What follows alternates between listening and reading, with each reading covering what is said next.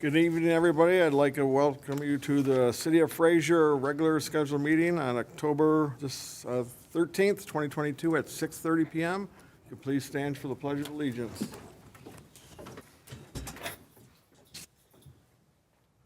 Allegiance to the flag of the United States of America and to the republic for which it stands, one nation, under God, indivisible, with liberty and justice for all.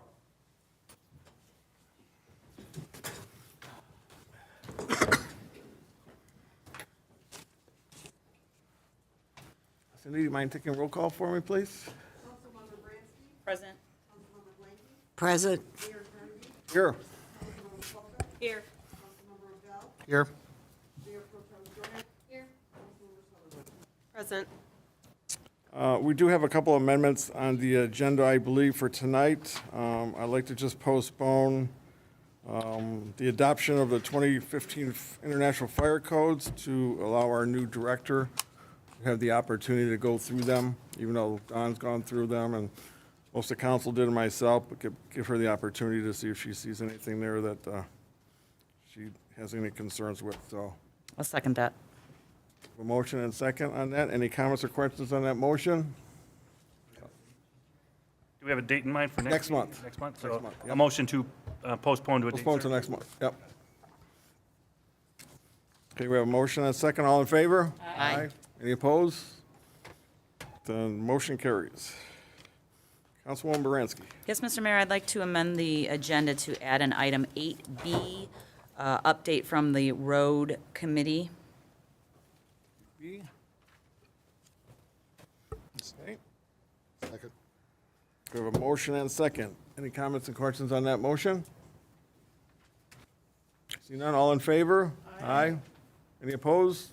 Motion carries.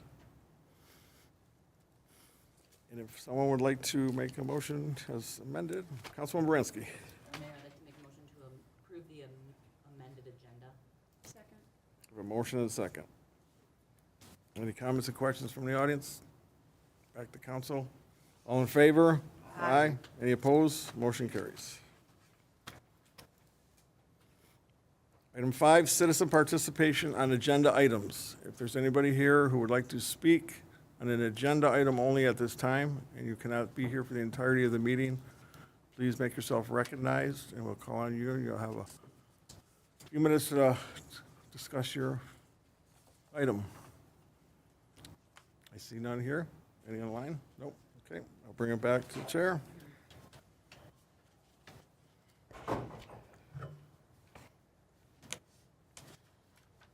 Okay, we'll work into the consent agenda. I'll make a Item motion to six. approve the consent agenda. Second. Motion and second to approve the agenda as submitted. Any comments and questions on the motion? Any from the audience? I see none. All in favor? Aye. Any opposed? Motion carries. Okay, new business, item 7A, Steffens, Malvey Renovations. Mr. Rigsden, I believe this is yours. Good evening, Mr. Mayor and members of City Council. As you recall, last month I came in front of City Council requesting upgrades and repairs to Steffens Park. After further investigation, we found that the gazebo at the tennis courts needs repair very badly, as well as the gazebo at Malvey Farms. The roof on Ball Diamond number 2 and Ball Diamond 1 and 2 both need to be painted so they will match all the new upgrades. The total cost is $32,261. This would be by the same group, Allied Construction, that followed under the My Deal contract. So this will require an additional motion to waive the competitive bidding process as well as a budget amendment. So we have the original, was it $70-some thousand, and this is an Correct. additional $30,000? Correct. Okay. And apologize, I wanted to send out to you and the council, but I was tied up today with fire prevention at the schools. I had someone just for the heck of it look at the building that I was concerned about, and they said it's not even paintable. Well, the one that's got the vines growing all through it and the holes through the whole thing and the wood rotten. The building behind by Diamond 3, I believe, All that wood's being replaced. it's all gonna be torn down. All that wood is being replaced, yes. We upgraded the repairs. Yeah, that's Yep. the whole barn then. Okay, the whole barn, then it's gonna be all new siding and? Yeah, correct. Okay. Yep, Good. absolutely. Councilwoman Baranski. I just wanted to clarify or confirm, this is the same vendor that's doing the other. Absolutely. Sorry, I just wanted to clarify or confirm, this is the same vendor that's doing the already approved upgrades in the park? Absolutely. Okay, thank you. Mayor Pro Tem Shornack? I agree wholeheartedly about the gazebo because I've been in there. But my question with regards to this, is this work that are going to be actually doing this year before the weather hits? Are they going to actually get it in, or is this going to be done in the spring? It's their plan to do it all, like, within the next month. So, Okay, well, with that, I would make a motion to waive the competitive bidding process and award the job to, hold on, I gotta go back up. Allied, okay. So, and award the job to Allied for the, Allied Construction for the additional repairs in the amount of $32,261. Second. We have a motion and a second. Any comments and questions on the motion? Councilman Odell. Yeah, there was an option to do composite decking on the gazebo versus wood. Is the bid here for the composite it deck? is. It's for the composite. And that's just the Absolutely. decking and It's just the decking, it yes. should last a long, long time after. Yes. And if you notice the pictures too of the one on Mulvey, what I noticed was part of the reason that has rotted out, look where that sprinkler line head is placed.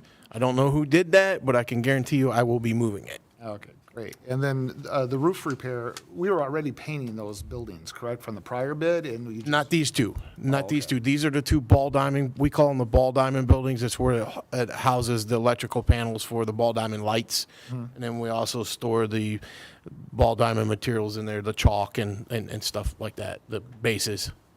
well, since we're redoing all those buildings, I'd rather have them all done one shot. It makes more sense to me.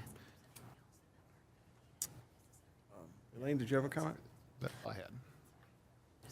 I just wanted to make sure, as part of that motion, that you're aware that you are doing a budget amendment for that amount as well. And a budget, yes, and a budget amendment. That's good. And I talked to- Councilwoman Blanky.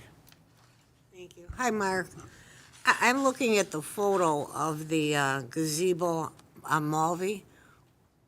Whereabout is that? It's on Mulvey Court. So that was news to me. I'd been working here a few months. I didn't realize that was actually city property. But it's kind of like some of these little pocket parks that we have been acquired or donated. But I did do my research, and it is ours. So if you turn into Mulvey into Mulvey Farms, and you make a right on Mulvey Court, and it dead ends, and that gazebo is at that dead end. Well, don't feel bad. I've been here 54 years, and I didn't know it was there, so you're ahead of me. Okay, so that's city property, so then when it's done and all that, all the shrubbery and all that will kind of be given a lick and a promise, the landscaping around it, if it's the city's? So, I mean, that's something that we can certainly do. Right. But the landscaping will have to be removed for them to remake those repairs, that's for sure. Because I discussed that with the gentleman from Allied, for them to do the repairs that they need to do, those bushes have to come out. And like I said, I'm definitely going to move that sprinkler head. Yep, that makes sense. So that'll take care of the landscaping part of, it'll be more than a trim, right? Yeah, yes. Okay, thank you. And you'll remove the beehive at Mulvey, right? Because there's a beehive underneath there. They're underneath the gazebo? Yeah. No, I was not aware of that. Oh, yeah. But I seen a way to do it on TikTok that I'd be willing to try. Can you make sure they're videoing it so we can watch it? Yes, we need to be entertained. Hey, don't burn it down, please. Councilwoman Baranski. I just wanted to confirm, so then with these additions at Steffens Park, does that then take care of all of the outbuildings in terms of improvements such that that park would then be all, Yes, it would be Modernized. modernized and uniform, correct. okay? Yes, and they'll all be the same color. It's like a beige color. Perfect. So thank you for kind of making that come together because it makes sense to do. That was my thought process as well. Thank you. And the brick buildings are going to be painted the same too, right? Correct. So every building in the park, as well as the gazebo, will all be one uniform color. It's a beige. I can't remember the particular name of it, but it's a Sherwin-Williams color. And then just for the sake of myself, the buildings, the one I was talking about, they're going to like reframe the door too and fix all that Yes, stuff. any of the wood that needs to be replaced will be replaced. It's got a new roof on it. I don't know when that was put on, but it's fairly new. Okay, no, great, because I can see animals can get in there now, so. Okay. Are there comments or questions from council? We have a motion and a second. Any comments from the audience? Any online? Nope. I'll bring it for a vote. All in favor? Aye. Any opposed? Motion carries. And Mr. Mayor, I have a question. This would be to Councilwoman Baranski. You just added the 8B, the update from the road committee. Okay. I'm just asking, my son's homecoming football game's going on right now, so I just wanted to make sure I was good before I Oh, walked do away. that. Sorry, I should have told you ahead of time. We just Okay. figured we would share what we discussed. No action will be taken. Okay, thank you. Well, Have a good evening. thank you. Have a good one. Have fun.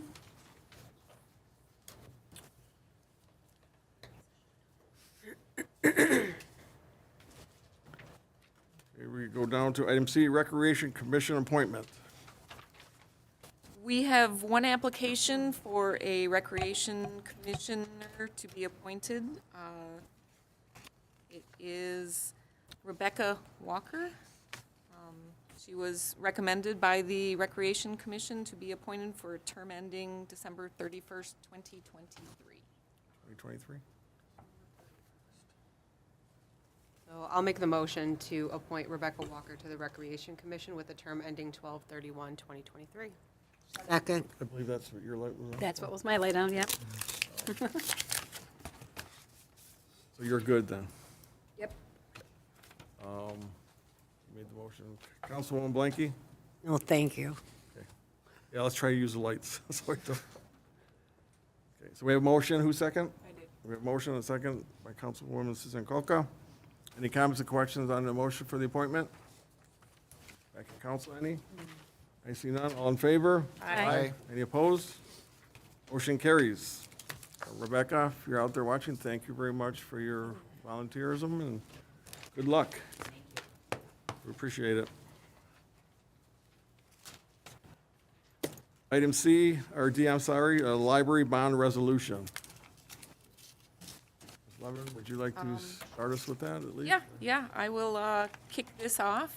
As you all know, we have been approached by the library to consider issuing bonds to cover either the purchase or renovation of the existing building. We've been working quite a bit with the bond counselor and also the bond agent to work on some documentation for you. This is a first step, and it's a issuance of a advertisement for the intent to issue bonds. We have representatives from the library, the bond counselor, and the bond agent here that would be available to answer any questions that you might have, or if you want a little bit of a summary from them. Other than that, I guess I will see where you direct me. How about if we have them do a summary so we get a same position as the people out there, and then we can address the questions. Might be easiest for bond counsel to probably do that. Okay, Suzanne? Oh, yeah. Thank you. Good idea. Good evening. I'm Tom Coles with Miller Canfield, bond counsel for the city. So, as the manager has indicated, so the library approached the city to see if they'll issue bonds in connection with the library facility. Sure. Start again. Just put them right there. We'll leave it like that. We'll leave it right there. Use that.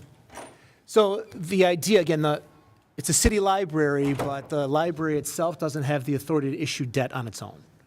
So in these circumstances, libraries come to the cities that organize them and see if they're willing to issue debt on their behalf to finance the improvements to the library, either the existing building or to the extent that they consider acquiring a new site and renovating that.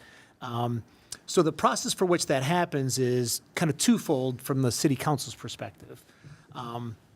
If the city's interested in pursuing that and issuing debt on behalf of the library, the city would issue what's called capital improvement bonds.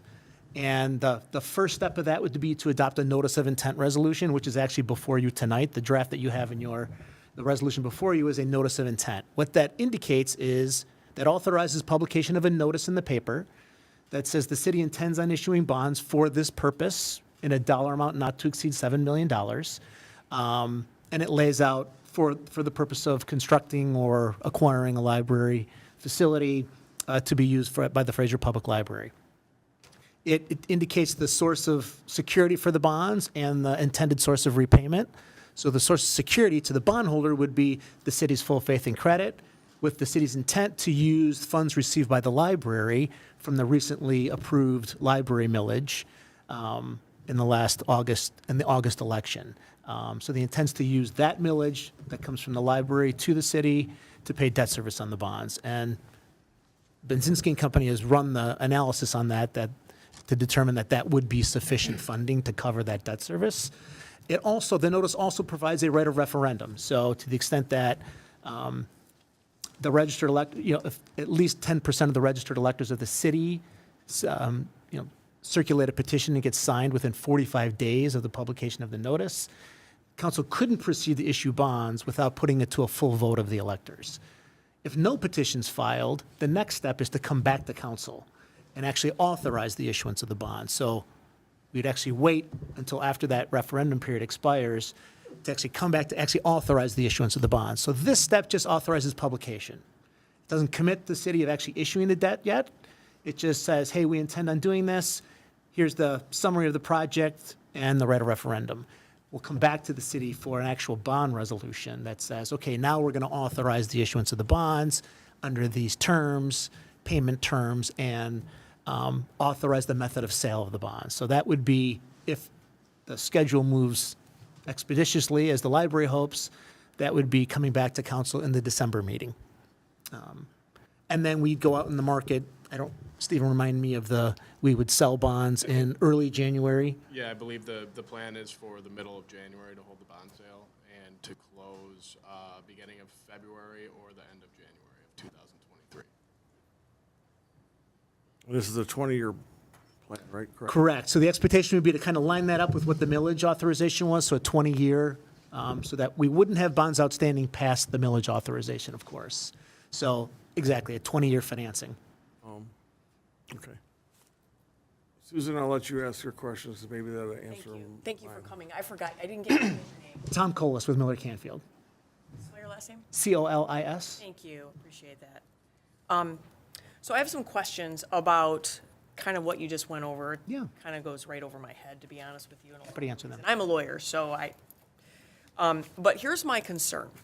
When I look at the millage proposal language that was used to get this bond passed, it's different than what's being asked now. And so I'm very concerned about that and whether or not that's something that you even looked at or if that's even a concern for you. Because I really think that if our taxpayers knew that the money, a huge portion of the money that that the library was going to be levying was going to be used to buy a brand new building or buy a new building to renovate, that may have changed some things with regard to the vote. And so I'm concerned about that, number one, because we have a fiduciary duty, as you know, to give as much transparency as possible. And what I'm very concerned about is they have already earmarked $7 million for buying basically a brand new facility and a bunch of site improvements, which, in all fairness, I would have liked to have known that with the library millage proposal that was indicated in the actual language that was in the ballot, or on the ballot, I should say. Is that something that is of concern to you? I don't have the language in front of me, but I do recall looking at the millage proposal, not prior to it, but looking in, and it certainly, it had language in association with, financing a library, improvements to it. So I'd have to look at that specifically again. Okay. Well, from my perspective, when I read this, I look at the millage proposal, it says, for purpose of funding, operating, maintaining, equipping, and making capital improvements for the public library and for all other library purposes authorized by law. Obviously, that's very general, it's very broad. However, it doesn't say to purchase, to use costs for acquiring and constructing new, a new location, a new purchase. And I just don't think it's clear. And this gives me the impression when I read this, that these improvements that we are agreeing to pay for over the next 20 years is going to be used for the existing building or the existing, type of circumstances. I just feel like, even if that's true, we're like a month out from or 2 months out from the election, and we're already earmarking $7 million without any background with regard to what the money's really going to be used for, and what's the process? What's that bidding process going to look like? How are we going to go about doing that? And that's very concerning to me. And I feel like I need, for purposes of passing this type of resolution, I need way more information, because I don't feel comfortable just earmarking $7 million for the purpose of paying the costs, acquiring, constructing, renovating all or a portion of a facility for use by Fraser Public Library, including site acquisition and related site improvements, and furnishing and equipping the facility, including all Appurtenances. Yeah, thank you. And attachments here too, the project. It just seems to me that if that was truly the intent, I don't know why it wasn't in the proposal. It's just transparency. And for me, so I guess I'd like you to tell me, if you can, and I know you didn't look at it, but is there going to be an issue? Would that be an issue to earmark this money for this purpose when the language in the proposal, according to me, I think says something a little bit different. Actually, I think a lot different. Well, again, I think you have to look at the language in connection with also what type of information was circulated at the time in connection with the election. Yeah. It does say, and all other library purposes. So there is kind of a catch-all there. So from a pure interpretation, reading of the millage proposal, it authorizes anything that the library could use. Right. So, the question as to whether the voter understood exactly the full scope of that is a question, but I don't think it rises to the point where they couldn't use it for those purposes. Sure. I understand that, and I appreciate you telling me that, and I understand that, but I just know that for purposes of transparency, it would have been really great to use the language that you intend to use it for. As a lawyer, you want to use the language you intend to use, whatever it is you're doing for, so there is no ambiguity, so that you know exactly what it is. And I really think, honestly, if the taxpayers had known that this money was going to be used to purchase another place, they may not have agreed. So, I'm just saying, just from the history of this town, we couldn't pass a police millage. So, because of the frivolousness of it. And so, that's just, I just would have liked to see that. And if you don't think there's anything wrong with the language itself, then I'm satisfied with that aspect of it. So I appreciate that. Thank you. Councilwoman Baranski. I have a couple questions as it pertains to the bond generally. So the language as it's drafted, is it allow them to do anything with the money as long as it meets the criteria?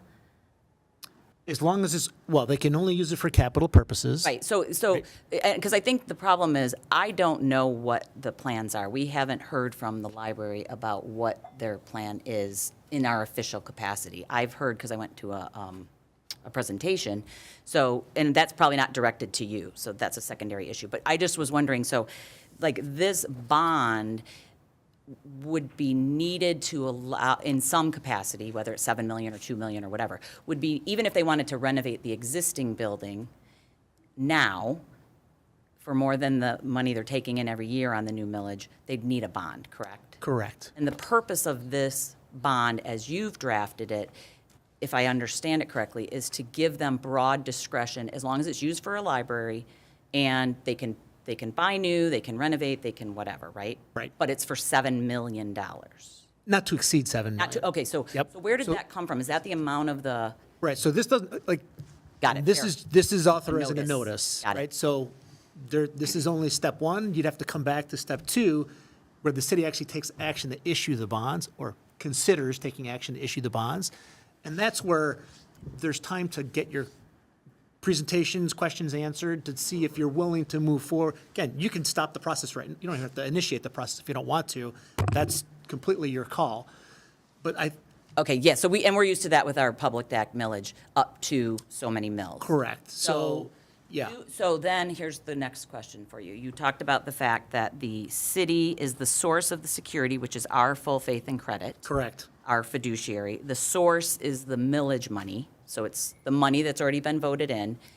How is that legally guaranteed that we, because the bonds are in our name, not Amy Bransky, but the City of Fraser, for sure. our names, all of our Yep. taxpayers' names.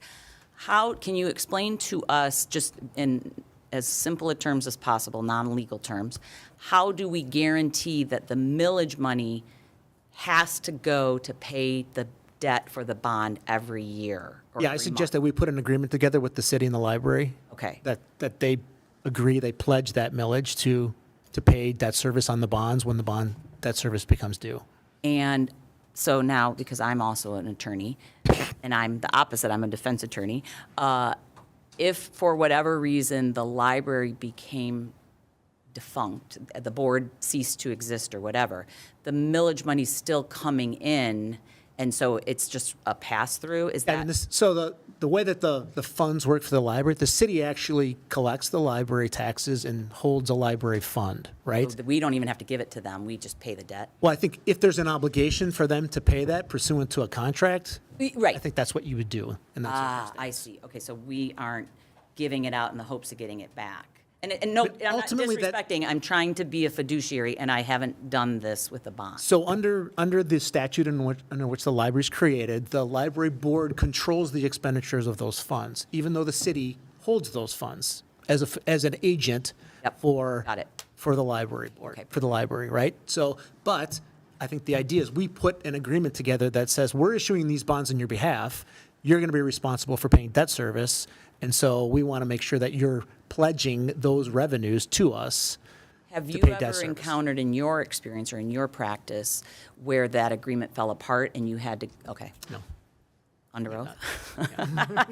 Again, there's not a lot of this type of financing out there, right? Okay. I mean, there are cities that have issued bonds under this exact circumstance, and that service gets paid, money flows, Okay. you know, And buildings so- get renovated, constructed. Then I want to talk about how you calculated the 7 million in a second, but my last sort of structural question. If we approve this, so you start your process, right? So my understanding is that you get paid not from the city, not from the library, but from the people that issue the bonds, right? Yeah, so from the bond proceeds themselves. So when you size a bond issue, you look at what do I actually need for my cost of my project, and then what do you need to actually issue the bonds? Okay. My fees is bond counsels. Stephen's fees is financial advisors.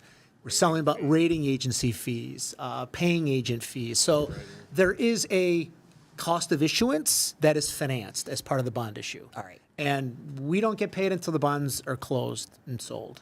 So that was going to be that's where I'm going with this. Yep. So is it sort of like if we're buying a house and you roll all your closing costs into the mortgage? It's all rolled in. All right, So perfect. you're financing those costs over a period of time as opposed to coming out of pocket. Perfect, Now, you okay. can come out of pocket if funds were available. It's a possibility, but most communities finance that cost. It's the reason you're taking a bond in the first place. You don't have the money.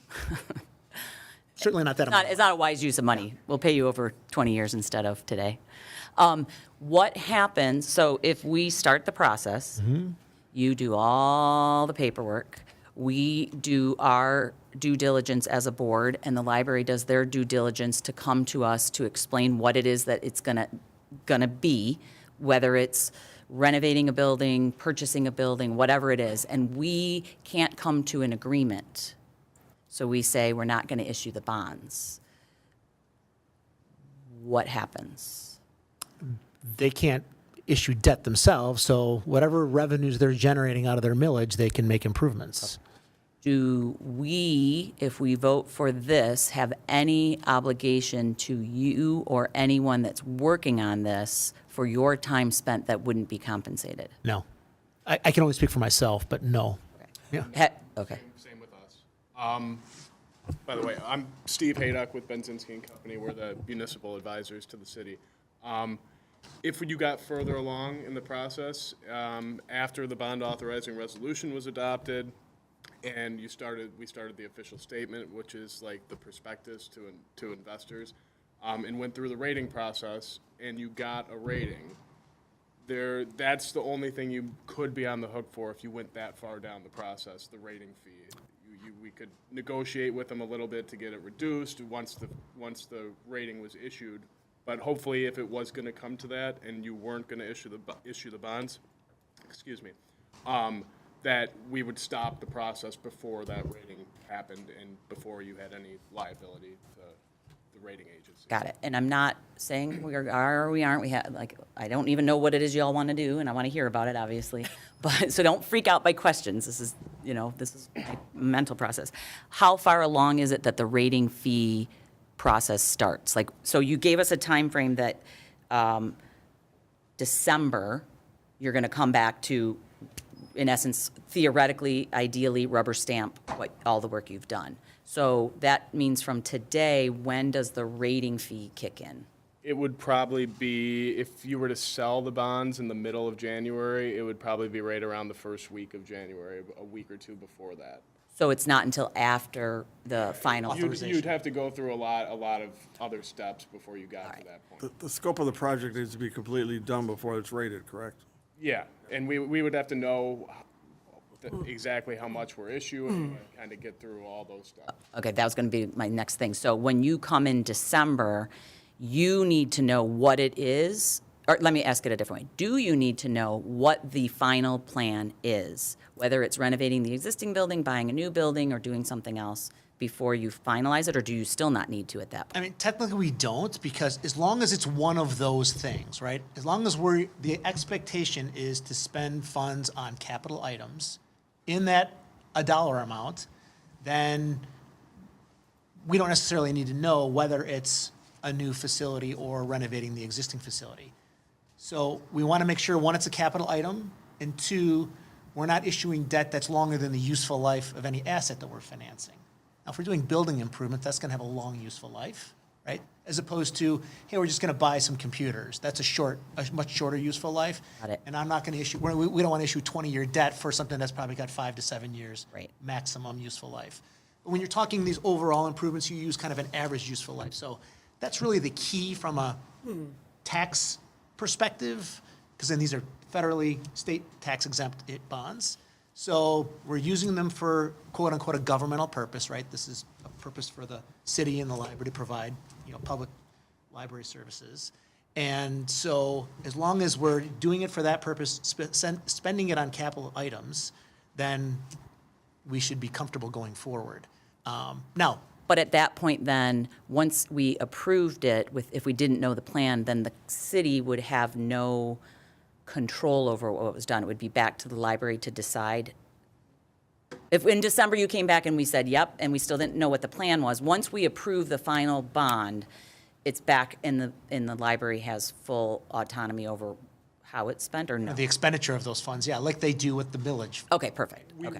wouldn't sell the bonds until we knew the scope of the project and how much money you needed to complete the project. Because you don't want to have too much and you don't want to have too little.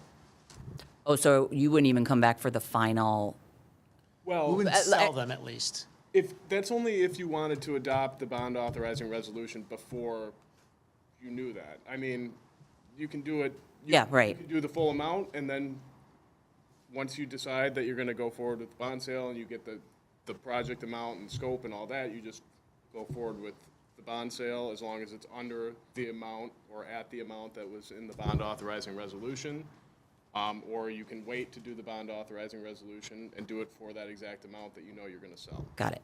What is the reasoning, or is there a reasoning that we're doing this now as opposed to waiting until we know what the plan is? So, other If than there is a just- reason. Other than just timing, again, this doesn't commit the city to do anything at this particular standpoint. It initiates the process. So because there is a condensed time frame that we've been told by the library, we are just operating under trying to make sure we accomplish that time frame. So, initiating this process now allows for that referendum period to run. Got it. Bring it back to council whenever council wants to bring it back.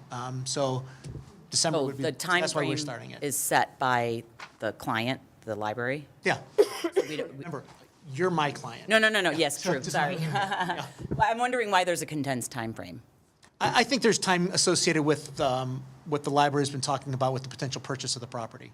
Okay, got I it. think that's where the time frame. Okay, that's fair. Okay, so then my last question is, how is it that you calculated that the millage could afford a bond up to $7 million? Okay, so the Easy math, though, because The I'm a lawyer, library- not a The math. library has been working off estimates that it had based on renovation of the existing building or purchasing a new building and setting it up. And using those numbers, I looked at the city's 2022 current taxable value, which is $517 million and change. And 1 mil on the $517 million would generate about $517,000 a year in revenue. Backing off that, well, since I had an estimate of $7 million, I ran the debt service to see what it would be on a level basis, level debt service, so roughly the same amount each year, and that comes out to be about $525,000 a year. And if you account for the 2% growth rate in taxable value each year, the average millage rate needed to support that throughout the life of the bonds is about 0.81 mils. And I know that the library wanted to use some of that millage for operating costs, to have some money to be able to operate the library. And that was what I was kind of where I was getting to, because how much is left over, if it's all allocated to capital improvements, how much of this new millage is left over for programming? Oh, sorry. How much of this is left over for programming or other services in a dollar per year amount? Well, I'd say about $100,000. Okay, If you look at the average millage, okay. About 100,000. but it's gonna, call it $100,000 average Yeah. over the life. It's gonna be a little different in the beginning than it would be in the end. Yeah, And we can always structure it a little bit differently, but this is how the library wanted it structured when I had spoken to them. okay. And the 7 million was from the estimates they had for the different, Yeah, and that's the Options. max. I think that based on the schedules that I had provided, that was the maximum the library was comfortable with while having the amount left over for operating. got it. Okay, that's all my questions. Thank you. I hope I Great. helped. Mayor Pro Tem Shornak. Okay, so I have several questions. First off, whoever wrote up that little proposal, I'm not going to be PC. That definitely was lawyerese to get in sneaky anything and everything. I kind of feel like it's a bait and switch on what we voted for millage-wise and what is actually occurring. I want to know what is going to happen to the existing building if they buy the bank. I want to know what we're going to do with that building. I don't want a vacant building sitting in Fraser, not that big, not right there. I want to know what the costs were. And see, I know that the library board has its own anonymity, and I am not against the library at all. I would love to see improvements in the library, but since they had anonymity from the council, which is fine, and if we're going to be issuing this, and I don't mind approving the go ahead and, I'm fine with going ahead and publishing this, but before I'm approving anything, these are things I don't know, I'm not going to speak for all council, I want to know. I want to know what's going to happen to the old building. I want to know what exactly are we looking at. I know we're looking at the old Fraser Bank to buy that. I know that's what I've heard. I've heard about 6,000 different rumors at this point. One, that bank has asbestos that needs to be abated, so that's going to be a huge cost, because anybody who does building knows that. That one of the churches was interested in buying the library. I don't know if that's a rumor or just something that's out there, or if that's actual factual. I want to know exactly what's being done. And I think, to be completely transparent, that is owed to the citizens who voted this in. They need to know exactly what the proposal is. I get that this is, its own board and it functions and everything like that, but ever since they finally we got our old attorneys back again, they said that, okay, the millage is strictly for the library board. They get to do their thing, they're elected, it's all good there, okay. And they're separated from the city, and they don't need to report to the city. But in this particular instance, we've been kind of, I feel, completely left out of the loop. And since we are the fiduciaries of this whole entire thing, and, I want to know all that information. I think it's time for the library to start sharing on a regular basis of what the plan is. If you want us to be participant in this, we want to move the city forward, we want to help, but we want to know what's going on. And I want to see a nice proposal brought to council for all the citizens to see, so they know exactly what that money's for. Because honestly, that's like snake oil salesman wording. I read that and I read it again and looked at it and I'm like, nope. And I talked to a few people that I encouraged to vote for this, and they feel like it's a bait and switch. So I would encourage that. That would be number one. Again, I would actually approve to go ahead and publish this and start moving forward with the process. I don't have a problem with that, but I'm stating for myself, I will not be moving further whatsoever until we have a clear, concise, this is what we're doing, this is what it's going to cost, this is the scope of the project, like we do with anything else we do in this city. So I'm assuming that this is like a normal process that we're going through at this time, from everything you guys have said, but I've learned enough not to go against the voters, because they've issued the millage, and that's fine. But they didn't issue the millage saying that we have to provide the bond. So they just said they're going to be giving extra money out of their taxes to run the library. And again, I am not anti-library. I want to make that very, very clear, because God knows in Fraser, you say one thing and take it and they run with it. I just want to know exactly where our money's going. And again, I'm not speaking for the rest of council, but I know that the people I've spoken to, they want to know the facts. They want transparency. And any form of government, whether it's the library, whether it's Parks and Rec, whether it's our city council, that's owed to the citizens. So with that, I will make a motion to go ahead and publish this. I second that. We do have a motion, and we have a second, but we do have other questions on the board. I just thought I'd put it out there. And I'm hoping that, I envision the project as being fantastic and finally making our downtown something different instead of an empty bank too. So, it could go both ways. It could be a really positive thing for the city and work out wonderful, which we're hoping everything does. Councilman Odell. So, issuing bonds right after a millage, that's probably pretty common, right? Because you got the money to spread it out the longer period of time. If the library came 10 years down the road, they're not going to have a guaranteed fund source for 20 years, correct? So, Right. So they're doing it up front because they can get the most bang for their buck. Am I correct in that assumption? Okay. And so today's just the notice. They still got to bring it to us. I agree with the mayor. I think we don't have a whole lot of historical buildings in this town. To make that part of the city center and something that is going to be great for 20-plus years, I'm in favor of doing that, but also we got to see the details before we do that. But I agree that we should put the intent out there, let the library board bring their proposals so we can see it and be transparent so all the voters know where their money is going, and I think we need to afford them to do that. But I think we need to get this process started so we can, again, get more favorable terms. Interest rates. I mean, do we know roughly what the bond market interest rate? I mean, because it's been going up like crazy. I estimated 4%, which is a pretty good. fair estimate in today's market. January, who knows? Who knows, right? The way that things are going, but I mean, 4% right now is a pretty fair estimate. And you said your cost, for, to process the bonds and everything like that, so they're gonna get 7 million no matter what, but we might be financing a little bit more of that if it's all, or it's No, taken so off it would the be, top. it would be taken off. Yeah, we did, So they're not gonna receive a full 7 mil, they're gonna Correct. receive less than that depending Correct. on the cost of issuing the bonds. Correct. Okay.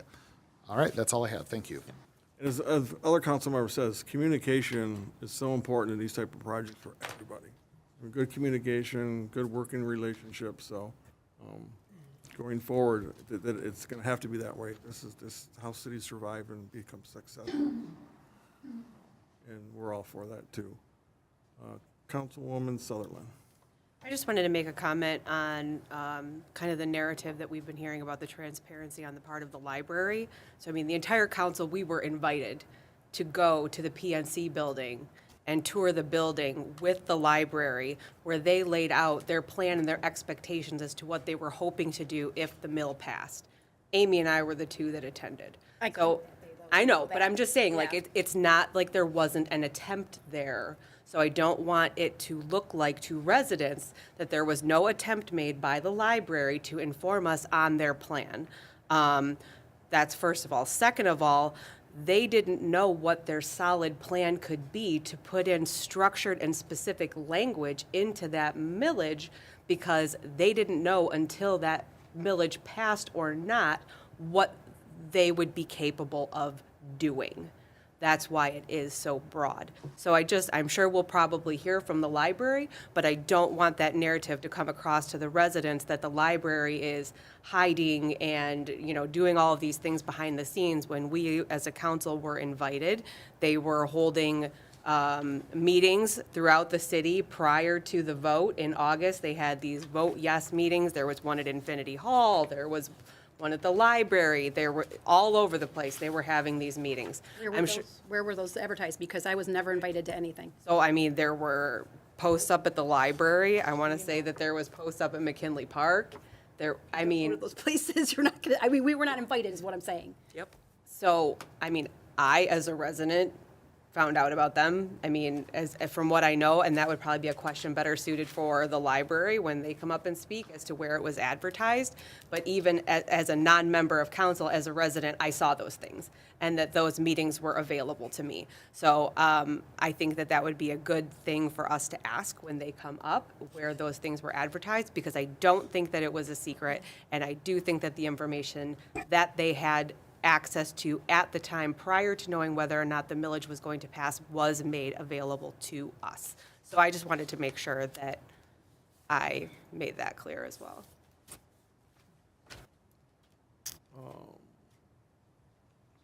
Councilman Culker, you were next. Thank you.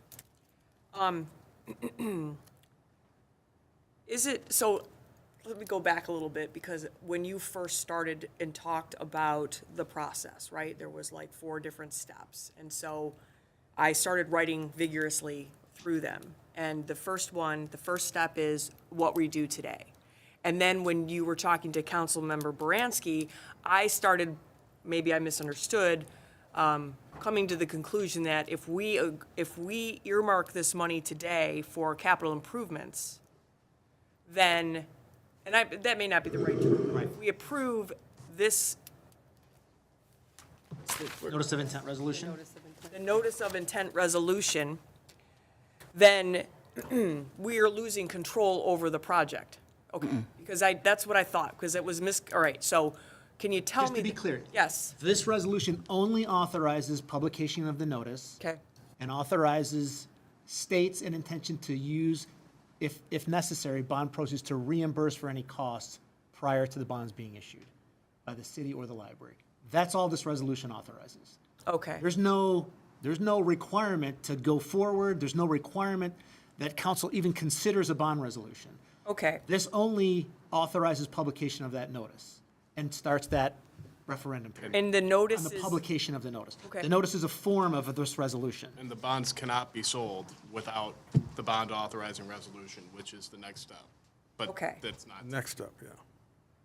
and the next step is gonna take place in December. Could take, Oh, it's your call, yeah. could take place. The citizens have the Good. final say. 10% of them come and say no. Yes, they do. Okay. And then if we do end up coming back in December, tell me again, what is the next step then? So that is actually consideration of a bond authorizing resolution. That's where council would say, we're authorizing issuance of bonds for this purpose. Now, again, that purpose could be specifically for whatever's determined, or it could be, they can be used this way or that way. As long as it satisfies, from a state law perspective, I'm comfortable with that approach. You may not be comfortable with that approach from council's perspective. I But- see. So authorizing the bond for a specific purpose, like you had said, the capital improvements. Right. Okay. Financing improvements to the library, whether it's Plan A or Plan B, Okay. right? And paying cost of issuance. Now, the bond resolution has multiple sections to it. One is authorization of the bonds, and it sets out the bond terms, meaning how many principal maturities are we going to have? When's principal and interest going to be paid? Are the bonds going to be subject to redemption? Can we pay them off early, and under what circumstances? We're going to have forms of the bonds in there. The method of sale will be part of that bond resolution. So there are different ways you can sell bonds. Publish a notice in the bond buyer, which is a national publication, and just get bids on one date. That's one, we call that a competitive sale. You can do a negotiated sale where you actually select an underwriting firm and you negotiate with them. Or you can do a private placement with a financial institution where you place them with a particular financial institution. My understanding, I think the thought process here would be, this would be a competitively sold transaction, so that resolution would authorize publication of a notice of sale. It would authorize awarding the bonds based on the parameters set out in that resolution, right? So that initiates, that kind of gets the next process going of, okay, now we've authorized it.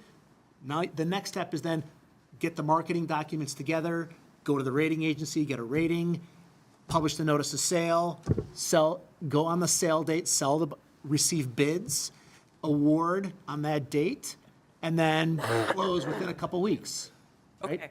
So I need to back you up a little bit. Okay. So when you said authorizing the bond for this specific purpose that may occur in December, once that occurs, then does the wheel just really just take off and all these extra things will be put into place? In other words, I want to know the time frame, or what is that decision that we make up here that we're out of the December. we're out of the what? Yeah, so What you selling? So even though December is, if it's approved in December, we're going to start rolling and getting all that documentation together. Until you sell the bonds, you haven't sold the bonds, right? So until you actually sell the bonds, you can decide to, And the city's still the issuer, so it's Right. the library can't issue without the city, so. once the city sells the bonds and we say, hey, we've received a bid and we're awarding it to you, not issuing the bonds between sale and closing it's not a good thing, Yeah, right? Penalties. So that's when you really want to make sure, yes, you're gonna initiate the process potentially in December to get all these other things going, because that's when you really start, Benzinski and Company puts that offering together. There's a lot of documentation that goes with that. Yes. City staff is going to be helpful in gathering information for that document. And then, we might start incurring costs if you go out and get a rating and the rating agency comes back and says, yeah, this is what the rating on the bonds would be. They're going to charge you for that cost. And then, but that's all done prior to actually selling the bonds. So is it typical to post or to go through this notice of intent resolution first before you get the plan in place? It's common.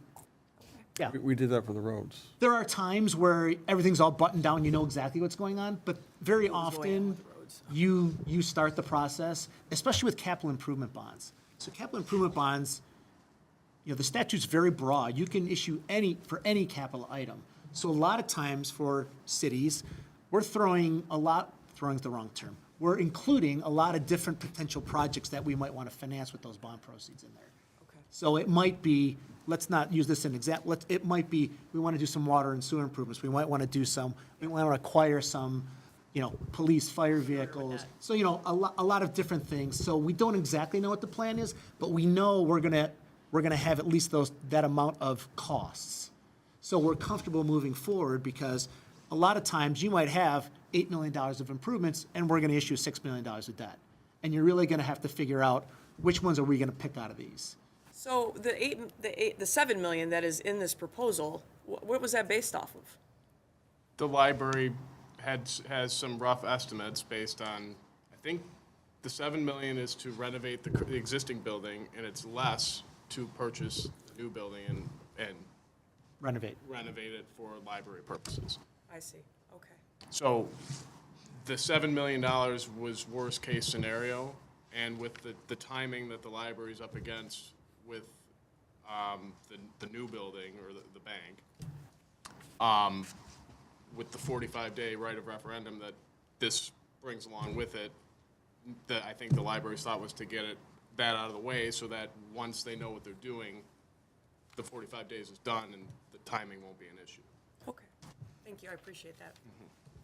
Obviously, the goal is to get a good bond rating so you can sell the bonds, and that's what we all want, right? This is a good bond rating and that shows it. Well, again, so the bond ratings, a lot goes into that bond rating, right? That's really, And the city's outstanding rating with S&P currently, well. Standard & Poor's, yeah. Yeah, Standard & Poor's, I think it's a couple of years old what I looked at, but it should still be the same, was a AA, which is an Right. excellent bond rating. So. Right.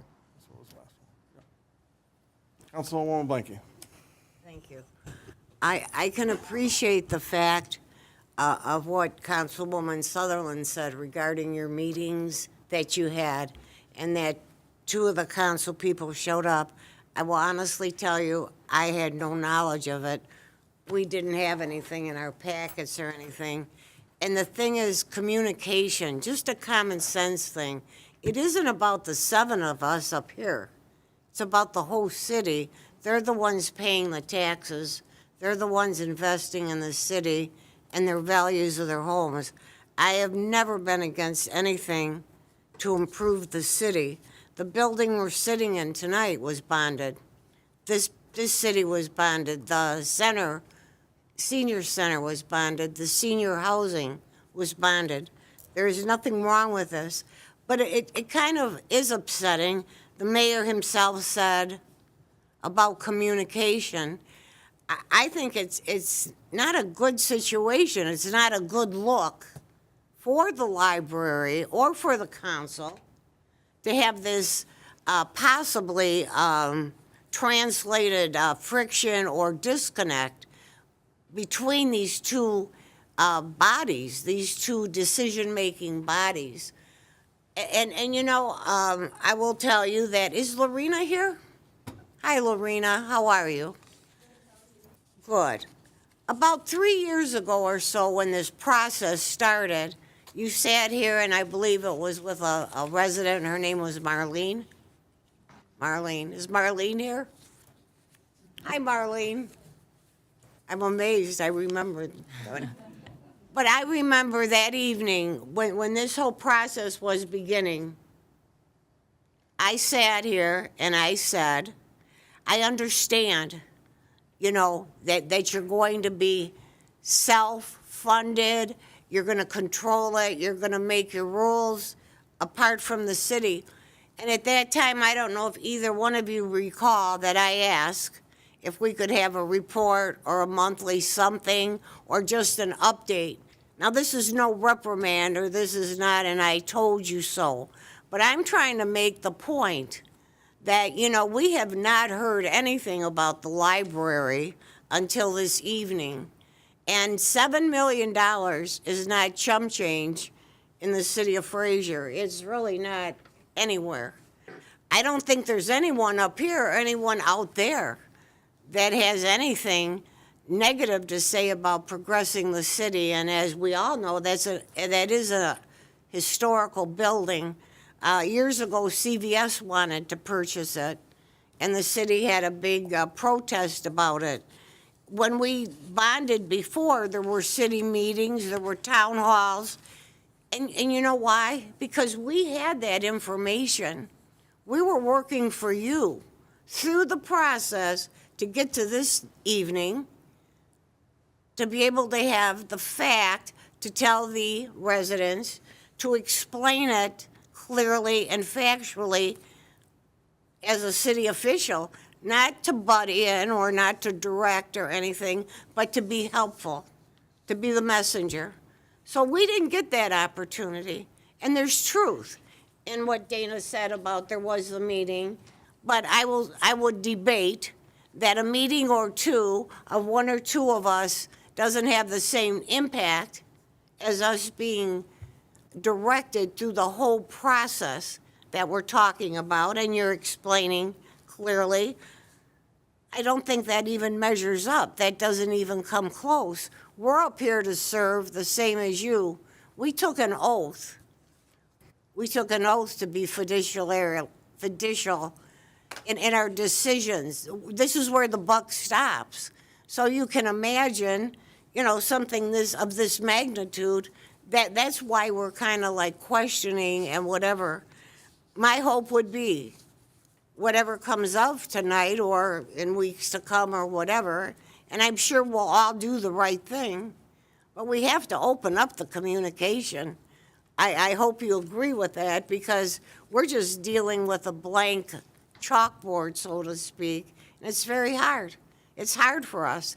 I mean, and again, not us. We have a city we're responsible to in so many more deeper ways and different steps and different venues that we decide upon and whatever. So we're just attempting to be thorough. So my only remark is that I thank you all for coming. I know you're all sincere, and I know you've all worked hard, just as hard as we do. I get it. But I hope you can understand my concern. It's a common sense approach of being connected and communicating. Thank you. Councilwoman Baranski. Mr. Mayor, two things. First, I would like to move the previous question so that we can vote on the motion on the table and then continue the discussion without incurring the expense or the time of our bond counsel to talk about where we as a council go next, because I think a lot of us have the concerns, because the first time we got a breakdown was in this memo in the packet that explained the two proposals and the costs, and that was this week or last week. So I moved, I don't want to yield the floor after I move the, I'm good with that as I'm long calling as- the question. As long as the council's good with questions they ask our representatives, so. The question has been called. Mr. Denault? Thank you, Mr. Mayor. I'm trying to remember the motion. I believe it was a motion to, it wasn't the motion that I would like to have heard, which I think the motion needs to be to approve the notice of intent resolution, capital improvement bonds as presented. That needs to be the motion.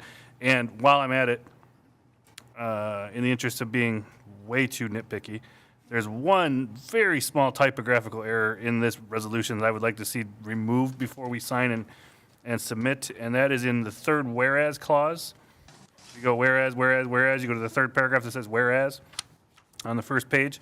The city intends at this time to state its intentions to reimburse itself, not to be reimburse itself. Thank you. The word "be" needs to be deleted from that. But other than that, as long as the motion is to approve the notice of intent resolution as submitted or as amended, I'm comfortable with it moving forward. As amended now, right. So Yes. you would like a new motion anyway, because it's been amended. Right. What I'm saying is I'd like the resolution to be approved as amended with that one little word removed. right. Rather than as submitted. Stating you amended it, so now you're getting a new motion anyway. I would prefer that, Withdraw Mr. your Mayor. motion, withdraw your second. Right. I withdraw my motion. Who- You second, I second, I'll withdraw the second. Okay, then I remake the motion, as stated by Mr. Null. as stated by Mr. Denault. That way we'll just make it easier. It'll be cleaner. I'll re-second it. Re-second. No comments or questions, okay. All in favor? Aye. Any opposed? Oppose. One opposed, motion carries. You're all set, guys. Thank you very much for the very Thank you for clear your time and your explanations. Really appreciate it. definitions, and we appreciate it, and at least make us smart at this. Yeah, I do. I learned a ton. Oh, yeah. So, Mr. Mayor, I guess at this point now, the second part of why I wanted to hold the floor was, I don't know if the library board or whoever's in charge, the attorney, I don't know if you're prepared to have a conversation about the plan beyond what's in this memo, or if we put this to the next meeting, or because the renovations at the $7 million cost, it's pretty significant. I mean, they're adding an entire second story to the existing building. So I don't know what I don't want to put the library board on the hot seat if they're not prepared to make the presentation. I know we have all these other people waiting, so do we, yeah. I would like to ask the library board if you guys could put together a proposal and come to our next meeting and share with us what your plans are, what your vision is, what you want to see done, unless you have that. If someone can speak on behalf, Yes, come on up. Absolutely. I would, please come up. would want to see it before. Please come up. And have a discussion. Yeah, I was going to say 100%. Yeah. You got to come to the mic. Right, but get the presentation and, yes. Yeah. Yeah, way ahead of time. Yeah. Just identify yourself for the record, please. Sure. Mike Wetstein, 31030 Fall Road, Fraser, Michigan. I would, can I throw one little thing in here? I apologize for the No Yes Committee reaching out to you guys, but we did not control the Yes Committee. By law, we couldn't politic for the bond in any way. So we could encourage people to join the Yes Committee, like our friends. We could say thank you for participating, but we couldn't direct them to send packets. We couldn't direct them to have a meeting at El Charro's rather than have a meeting at Old Hofbrau. So that I do apologize. I don't know that we're ready with a full presentation, but we would love to, we'll put a presentation together. And but I would also love written questions that anybody has, so we can make sure that we answer questions that everybody has when we come back with our presentation. I'm Marlene Heft, 18546 Davidson. And I just wanted to let you know that the architect and builders are here tonight to answer questions for you, if you would be interested in having them come up and speak. It's kind of premature because we haven't even looked at anything, and so I don't want to be disrespectful of people's, but if I'm going to look at plans, I'm going to be like, what about this, what about that? And now it's 11 o'clock, It's always best that if we get the literature a week ahead of time, like or we a always couple meet, weeks or ahead but of even a couple weeks ahead of time. or make opportunities or times where we could come look, because obviously if it's plans, you know, a daytime and a nighttime appointment, because we have different schedules. Because obviously, even before you guys came, when we talked about this 2 meetings ago, and I said, I know that people are going to ask, if you move, and I said this to the real estate agent, and I said it to the head librarian, and I said it to Dana, and I said it to her husband. People are going to freak out about the existing building and what is going to happen to it. So that's where I'm coming from. And I'm trying to contain the freak out.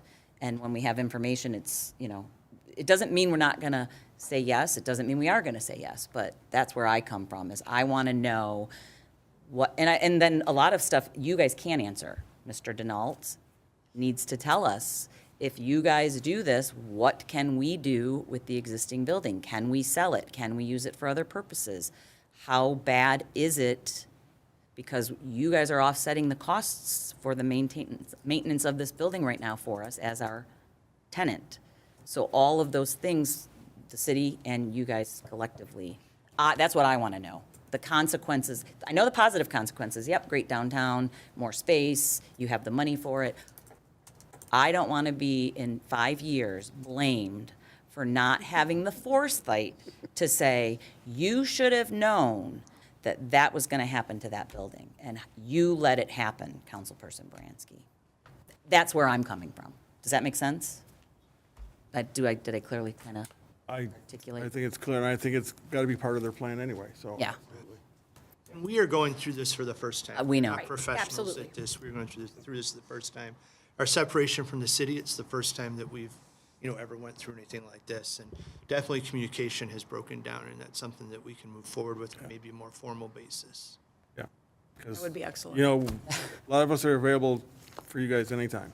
Okay, You thank know you. that. Absolutely. Very important. And totally on a side note on that, let's try to not have all our events on the same days. Running from the farmer's market to the open house in the summer, and then the hot dogs, master calendar. Yeah, you get more people. Yeah. We do thank you for Because you guys some are of your stealing, leftover apples later. It was you're great. drawing each other away. That would be and it'll come. And it's bumps in the road.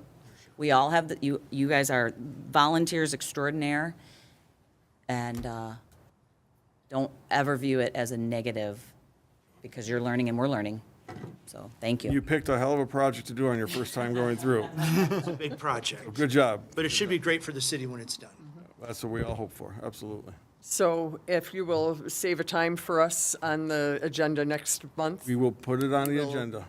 come with a presentation, no problem. It's already, We'll do our very best to get you that information ahead of time in written form so that you can have questions. But if you have any specific questions between now and then, even before you see it, please send those questions. please do it if you can. I will put you on there as a full presentation. If you have a PowerPoint that we can actually put on the screen so the residents can watch it from their homes, any slides that you have, any pictures, please get that to us too. Because simultaneously, we'll do the presentation while people can watch or not also. Absolutely. Fantastic. Okay, Thank you. I have one other thing I just wanted to say is, it might even be worth it to consider having one of us as a liaison, so that we can filter back and forth the information. That's great. I was thinking the opposite way. Maybe one of us could be a liaison. Something like That that. would be great. That would be We awesome. will figure that out. Second Thursday of every month, we're here. Anything else? no, just, Thank you very much. thank you. Thank you.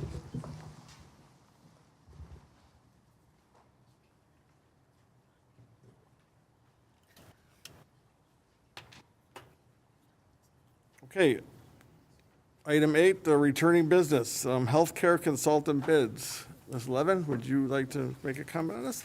All right, Start us off. we're now at probably one of the more time-consuming aspects of this agenda. So as you all know, we recently issued RFPs consistent with what we've been doing with a lot of our other consultants. This one for our healthcare consultants.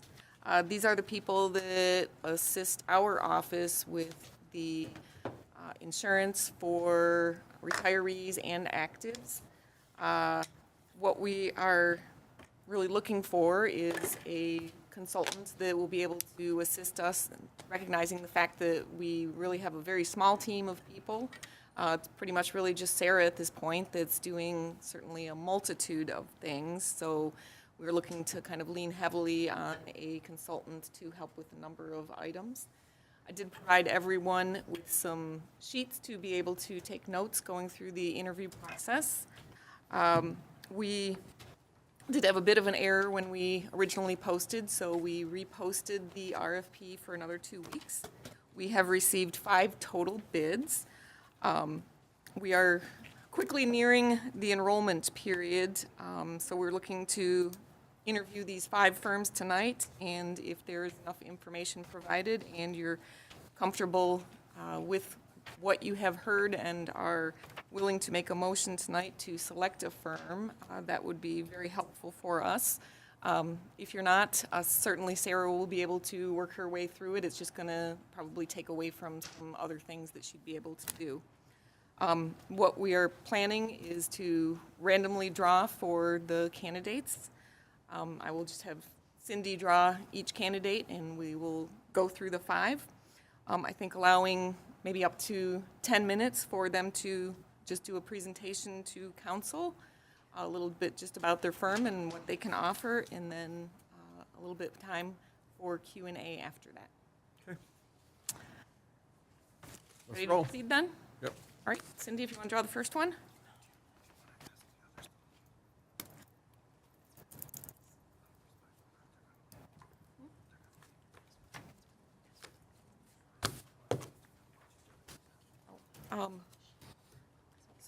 So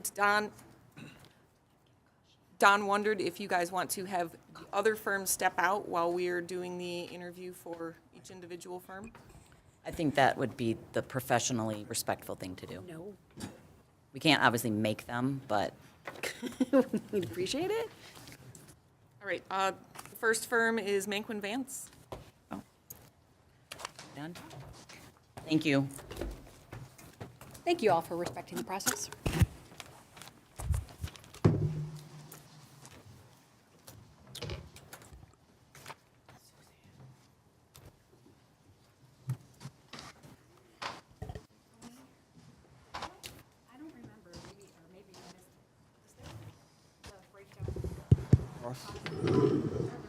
There are no costs. Well, there are. They're rolled Through into there. cost of the benefits. Okay, so we didn't break out a separate sheet, saying like. No, it, yeah, there's not a bid. I just want to make sure I didn't miss something. Okay, continue. Good evening. Good evening. Good evening. Go ahead, you have the floor. Okay, we had the floor, all right. So we brought 3 people from our team. What we'll do is introduce ourselves and our roles, and then I'll quickly go through a overview of our agency. We are the incumbent agency. We are currently working with the city. My name is Mark Manquin. I'm the principal and owner of Manquin Vance. And again, we've been the consultant for the city for over 10 years. I'll get more into that in a minute. So. Good evening, my name's Denise Pullen, I'm the Senior Account Manager for the City of Fraser right now. And my name is John Kowalski. I am a financial analyst that works with the different insurance companies that the city contracts with to work on pricing and bidding out any of your in particular benefits to different carriers, things like that. So I'll start, since I'm the longest on this account as the owner. Again, it's been over 10 years. We've been a steward for the city. In your packet, I did include, I don't know if you had a chance, you probably have a lot of materials, but we did provide you a historical on some of the successes we've had. We pride ourselves as an agency in focusing on public sector. We have over 50 municipalities that we work with in Michigan. We solely focus in the public sector, so we've become known as kind of the experts in this business around retiree health care. I'm a tax CPA. I started the firm around really the GASB and the GASB rules and retiree health care years and years ago. So we've done a lot of work around here, whether it be City of Sterling Heights. Mark Vanderpool, he's been the city manager there for years. He's been on our account. Shelby Township. We have a number: Dearborn, Flint, Lansing. We have a real pretty good, we have a real good list of clientele. We've really gained an expertise in this marketplace, and we provide a full service team to the city. So we have 3 of us here today, but there's also a couple other people back at our office that work in the compliance area. As state laws change around Public Act 152 or any other public acts that impact your health care plans, we assist in collective bargaining when you are in the collective bargaining time looking at health care. So we've been a steward for 10 years. We've gone through and we've worked with many city managers, many account teams, and we pride ourselves on really looking out for the city and their budgets. We know how difficult it is today, struggling with the budget dollars that you have, to make sure that you're getting your bang for your buck on your health care plans. You have a negative trend over the last 10 years under our watch. That's pretty unheard of. Some of that is the work we've done with the city staff. It's not just us. I love to pat ourselves on the back a lot, but it's not. It takes more than a firm to make sure that trend stays down. So we've worked with city management, several teams over the last 10 years, and there's a little luck in that too with good claims. You are a self-funded plan, and even though you're small, we protect you by having a very, very low stop loss, which means that on a per contract basis, you're capped out at a very low dollar amount. So even though you're self-funded, you have the protection by buying stop loss insurance. So you're not on a hook for $1 million claim. You're not on a hook for a $100,000 claim. You're up to a $50,000 a year per family. And by keeping that mechanism in place, we've been able to manage your health care here very effectively. I know Elaine's made mention of having a good team behind you to help you in all areas, not just finance. So we do have a team. We have an enrollment software that we just introduced to the city this year that we'd love to be able to implement. And we were kind of in the process of doing so before the RFP went out. But we do pride ourselves on working and understanding this market more than any other agency in the state. That's why we've been hired by so many firms. You know, I have a financial background, so I brought in a lot of financial experts to make sure your legacy costs. Over time, we've been able to make changes to retiree health care. It's sometimes painful, but in today's era, you know, most cities have to look at retiree health care. And we did that years ago. We haven't made a change to retiree health care in a number of years. We made some difficult changes when it was necessary, especially coming out of the recession. So again, we would love to answer any of your questions. I know I could speak here forever, but about what we do, but I think for your best time, I'd love to have you ask us questions. If there's questions in our proposal or in our scope of services that we presented in our response, I'd love to answer any of your questions. Mayor Pro Tem Shernatt? So, just for me, because I don't deal with HR issues such as buying our insurance, my question would be, so with the amount of cities that you service, do you guys do basically like a collective bargaining agreement kind of thing with the insurance companies and kind of like pool share, if you will? So I know like with the credit unions, we kind of all pool together as, so, you know, we're bigger in numbers, and so that we can get our insurance cheaper that way because there's more numbers to substantiate the costs and stuff like that. So do you guys do that with the municipalities as well? There is no active pool in Michigan in this area today. I did bring a pool to Michigan about 3 years ago, right before COVID hit. So there is a pool now that we are promoting, and we would love to be able to start bringing candidates to it. It hasn't been anything that really stuck here in Michigan because most municipalities have really wanted to maintain control of their own health care. So there really isn't a lot of pooling here in Michigan. I wish there was. That's why I worked so hard to bring a pool from down in Ohio, and they were approved in January of 2020 through the Department of Insurance.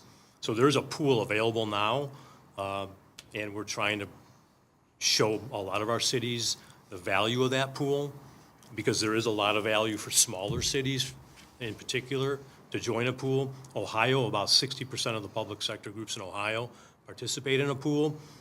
Because of Blue Cross's iron fist here in Michigan with their branding and their ability to work with unions, it's been very difficult to have unions and cities break away from their own plan to go into a pool, but we are absolutely working towards that end.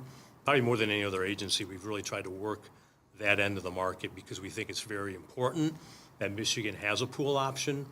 So but you know, with COVID, we were shut down for about 2 years where we really couldn't get going on that pool, but we have it available to us today, and we are showing all our cities that healthcare pool. But to answer your question, it really hasn't taken off in Michigan. Just kind of surprising, considering that everybody, you know, we should be, all of us, pooling all of our assets for every purpose.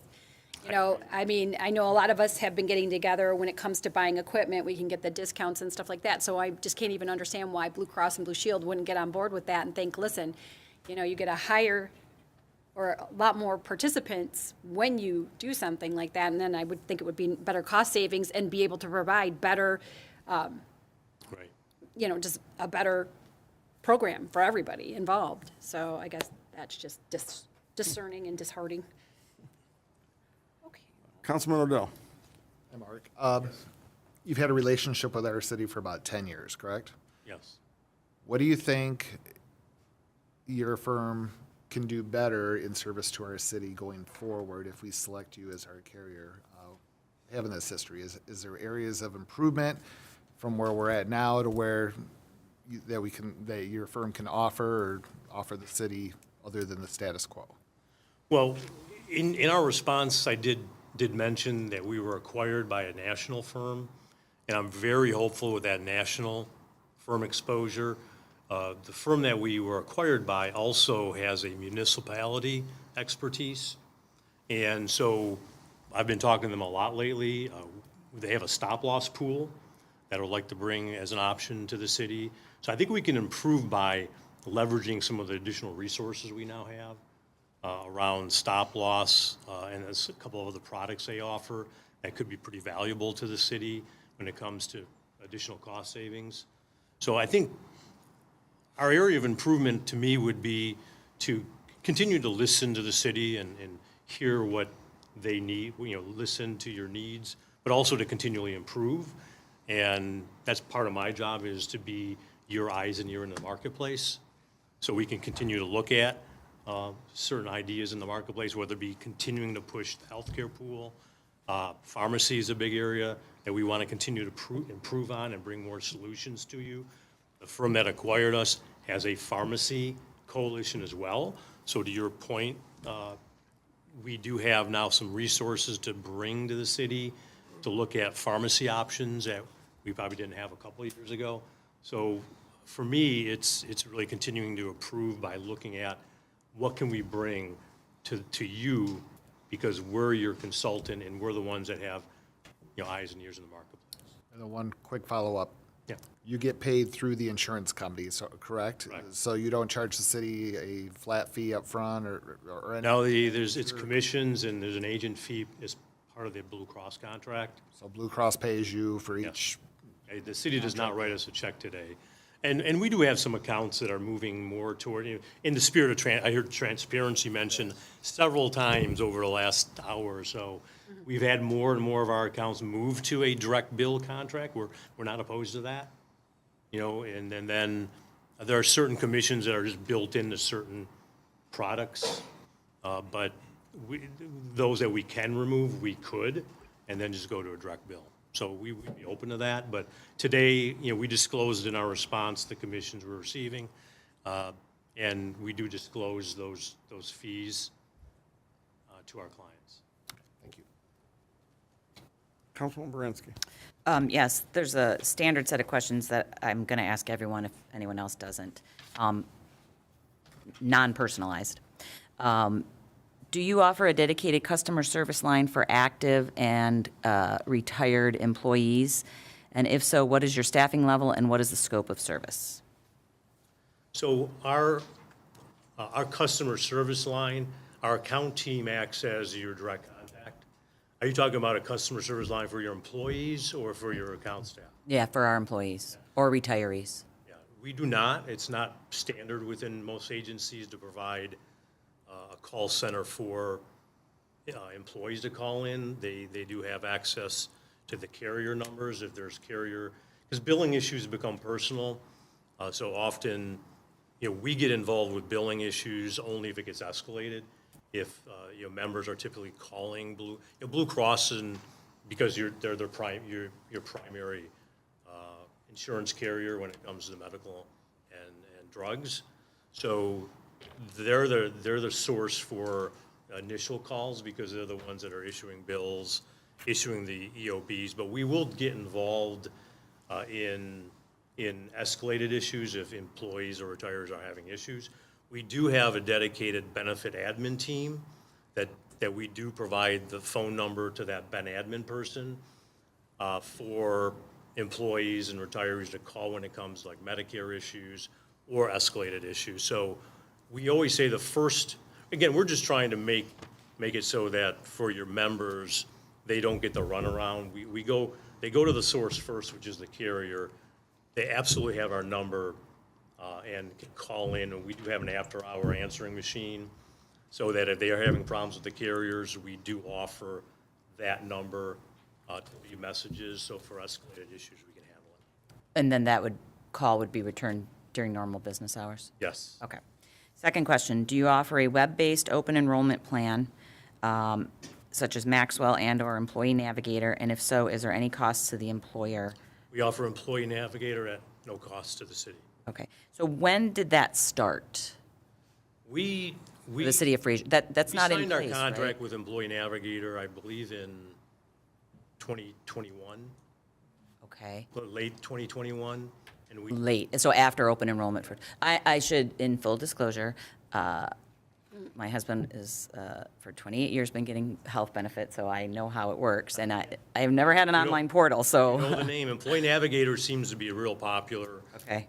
So we signed up in '21, and we were in the process of working with the city to get that ready for this enrollment. Have you, with any of your other cities, transitioned them to that, such that they're utilizing that software for open enrollment for their employees? This year, we have several. I don't have the names of the other accounts with me today, but we do have several. Are the majority of the accounts, I mean, you list a lot, do they all do it the same way that Fraser does it, with the paper and the, Most. okay, do. Okay. We have a couple of customers currently who have their own outside systems that are not Navigator and do online enrollment that way, but we have begun loading more and more customers into Navigator to have people up and running for this year's open enrollment. okay. And then last question, oh, I have two questions. When were you purchased by the National Corporation? May of this year. Okay, so when is it expected that they will fully take over? Well, they're not a takeover type firm. They're a private equity firm. So we're not changing staff. We're not letting staff go. We're going to hire as we normally hire, as we build our business. So we're not being absorbed by like a Gallagher or a Marsh, which are some of the larger firms. This is a private equity firm, and they allow, one of the reasons I did it is just, again, for resources and to be able to continue to build out our service platform. So they're not taking over. I'm the president of the agency, so I continue to be the president of the agency. They just are there to provide us resources. They're not bringing anybody in to run our office. Do you mean money when you say resources, as opposed to people?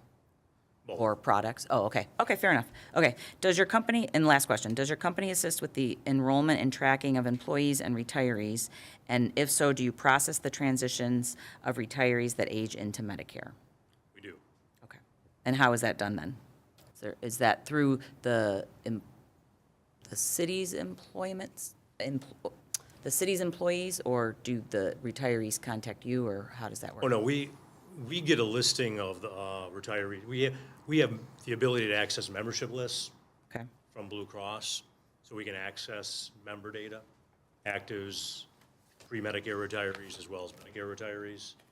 So we've done that with a lot of our cities where we're looking for those who maybe never paid into Medicare, making sure people are properly classified. I know that's something that we were working on very recently. The Amy Cell Group came in here and did some work, and then we came in later, and we're working with Sarah to try to get those divisions, make sure the members were accurately coded in the right divisions. We have worked a lot in cities like Flint, Lansing, Dearborn with retirees. Okay. Thank you. I only have one question, is how often do you actually sit down with city management at the municipalities to get a real good understanding? You as the president are the city getting the services they really need, or are you performing well? There's ever like a review process you guys? Our account teams have a regular cadence with all our groups, whether it be monthly or quarterly.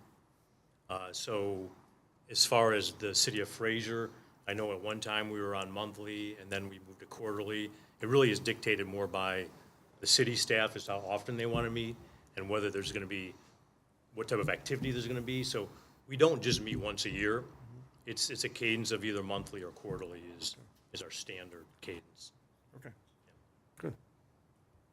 Anybody else? I see none. Okay, well. So much. Thank you very much. Thank you very much for coming in, and we appreciate you, and Thank you. you guys want to take a quick 10-minute break? Yes. 5-minute Please. break? Go ahead. 5, not 10. Go ahead. We do 5. 5. Five of us can't go in the bathroom at the same time, or if we do, we can't. 7, how about 7 minutes? I guess we just don't have to talk about city business. Oh. Oh, you know, I'm going to turn out the, hey, can you real $7 quick? million Amy, before you run off, here.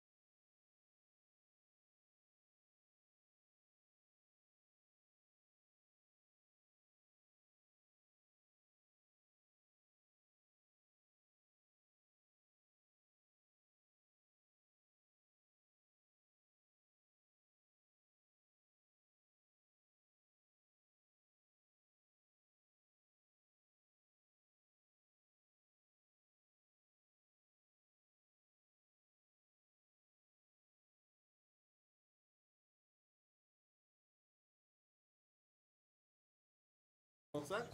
All set. Okay, how you doing tonight? I'm doing well. How are all of you? My name is Scott Fritz. I'm with National Insurance Services. You want to tell us a little bit about your company and what Yeah. you do? And we'll have some questions. So National Insurance, or we call it NIS, is the acronym we go by. We were founded over 50 years ago in just outside of Milwaukee, Wisconsin. And we're in 29 different states. And we focus on the public, the municipal, and public school sector. Myself, I've been here in Michigan my whole life, born and raised, and been working in the public sector where I focus on full benefits consulting for public schools and municipalities here in the state of Michigan. I've been doing that for going on 18 years now. So I've been very familiar with the new acts, well, not so much new anymore, but 152, PA 106 bidding, understanding negotiations, how important it is when we think about our taxpayer dollars and how the benefits are distributed to them, because employee benefits is a big challenge for all employers across the board these days. And looking at what's happening in healthcare and the impact that it has on our public employees is huge. So finding a remedy that can meet the needs of the employees, but also satisfy the budgetary concerns that all of our public employers have is a interesting challenge, to say the least. So. What are some of the largest communities do you handle at this time? City of Kentwood. Yep, City of Kentwood is one of them. We manage several ISDs as well. ISK, Kalamazoo Community Mental Health. We operate in several different capacities. One of our capacities is that we have a specific relationship with Madison National Life when it comes to life and LTD products. So throughout the state, we represent and we are working with over 160 municipalities and public schools. So statewide for more than 30 years, some of them, like Genesee ISD, the City of Kentwood, we've worked with them on their full benefits consulting, I think going on 7 years now. I myself, again, with most of us are public schools, been working with most of them for more than 15 years. So for the full benefits consulting, when we talk about healthcare, there are long-term, short-term disability plans, life LTD, dental vision. We are working with, again, like close to 30 different entities throughout the state. Councilwoman Blanky. Thank you. Hi, thanks for coming over, visiting me. us today. One of the council persons, we have 3 questions, and just so, to keep it fair, they're short, Fair I'll ask you the same ones, okay? Okay. Do you offer a dedicated customer service line for actives and retirees? If so, what's your staffing level, and what is the scope of your service? Okay, great question. So the short answer is yes. So we have a dedicated team. Nicole Miller, I've been very fortunate. She's on our team as our account manager. So my role is to be in the field, working with you, understanding your strategy. I would work, I'm assuming, with Sarah and whoever else the city designates to understand what the strategy is, what you want to do going forward, and bring back the market. So bring back different solutions, sit down. My job, I always say, is never to actually sell you anything. If I'm doing what I do, we bring back several different solutions.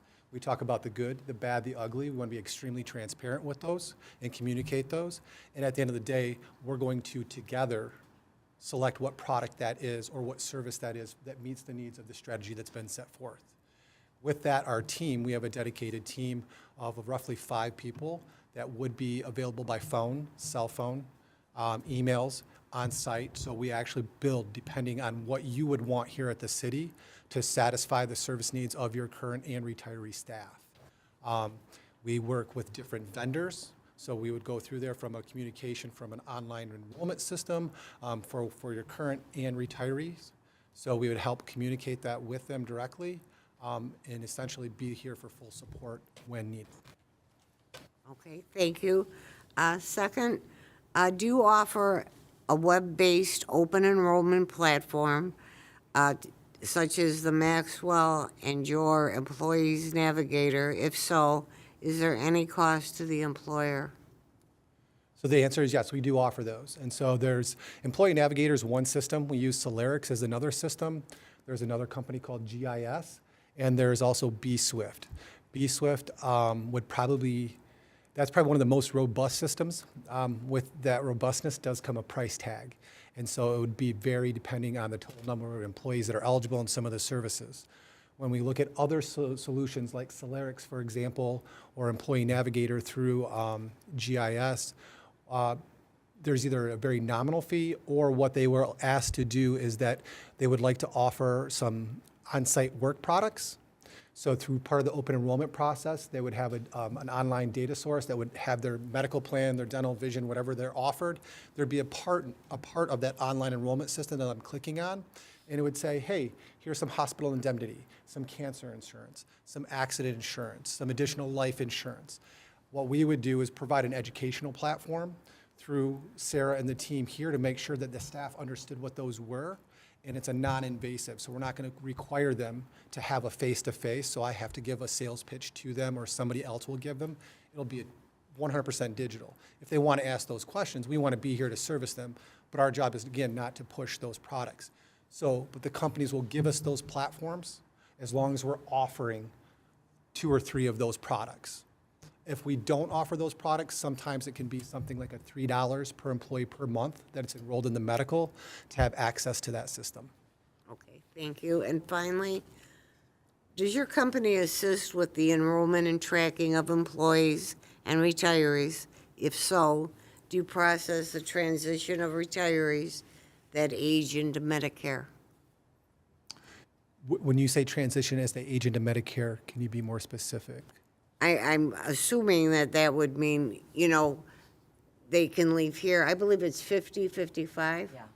So you're saying once they transfer off of your Right. plan into a Medicare plan? Right. Yes, we can assist them with that process to give them advice or guidance on what programs to get or Medicare supplement plans, what they would need. If I'm answering that question, I think correctly. Yes. Okay, yes. There was a first part of that. Did I miss something in the first part of that last question? Do they assist with the enrolling and tracking of that? Yes. You have one of our employees that's coming of age in the next 2-3 years. You watch that as it goes along and then transfer and then move them into the Medicare. Yeah, so when we look at our systems and our enrollment systems that we were talking about earlier, whether it's Celerix, Employee Navigator, those are going to have a database that also will tell us, hey, we have 15 employees that haven't completed their forms yet. There's a database, there's a platform and a dashboard that will inform them of that. And then, yes, I believe we can definitely set up, hey, this person is turning just like our children that turn 26. They can stay on parents' health care plans per ACA guidelines. But they trip off of that depending on your choice of end of month, right, actual birth date or end of calendar year that they turn 26. We can look at implementing some of those stops that gives us a green light to say that we don't wake up and all of a sudden we have a 34-year-old that is not my dependent that is still on your plan. So. Unless the city wants to do that. I don't know, but. And that kid's going, woohoo, I don't have to adult. Kick him out of the house. Oh, my God, yeah. Thank you. I appreciate it. Councilwoman Baranski. Yes, I just have 2 questions.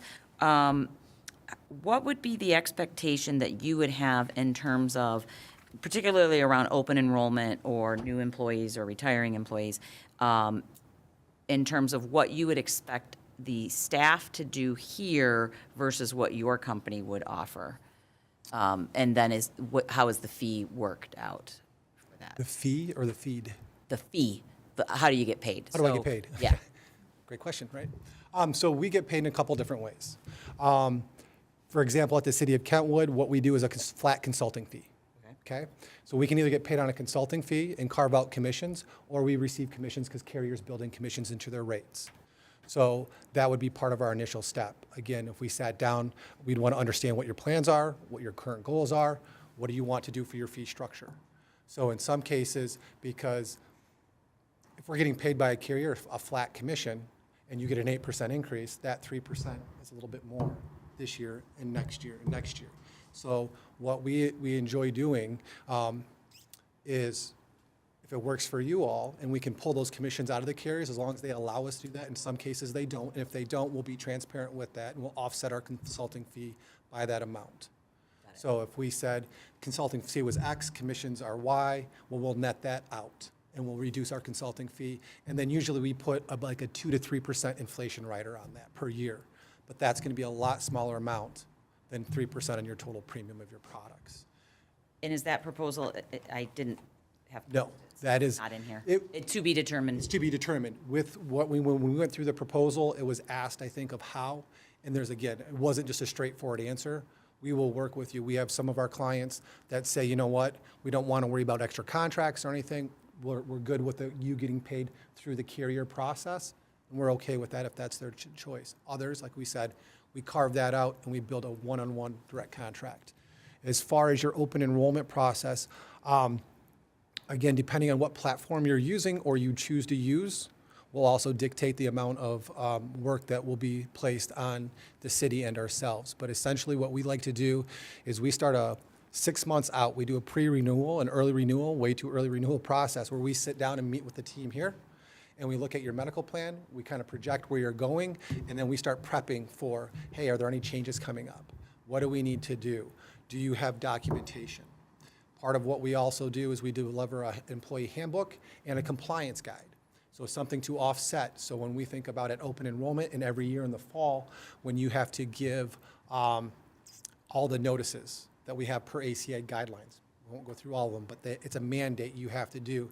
What I found with most of my municipalities and public schools is they have one person and he or she is doing a quick Google search because they got to go out next week, and maybe they grab the 2023 version, maybe they grab the 2021 version.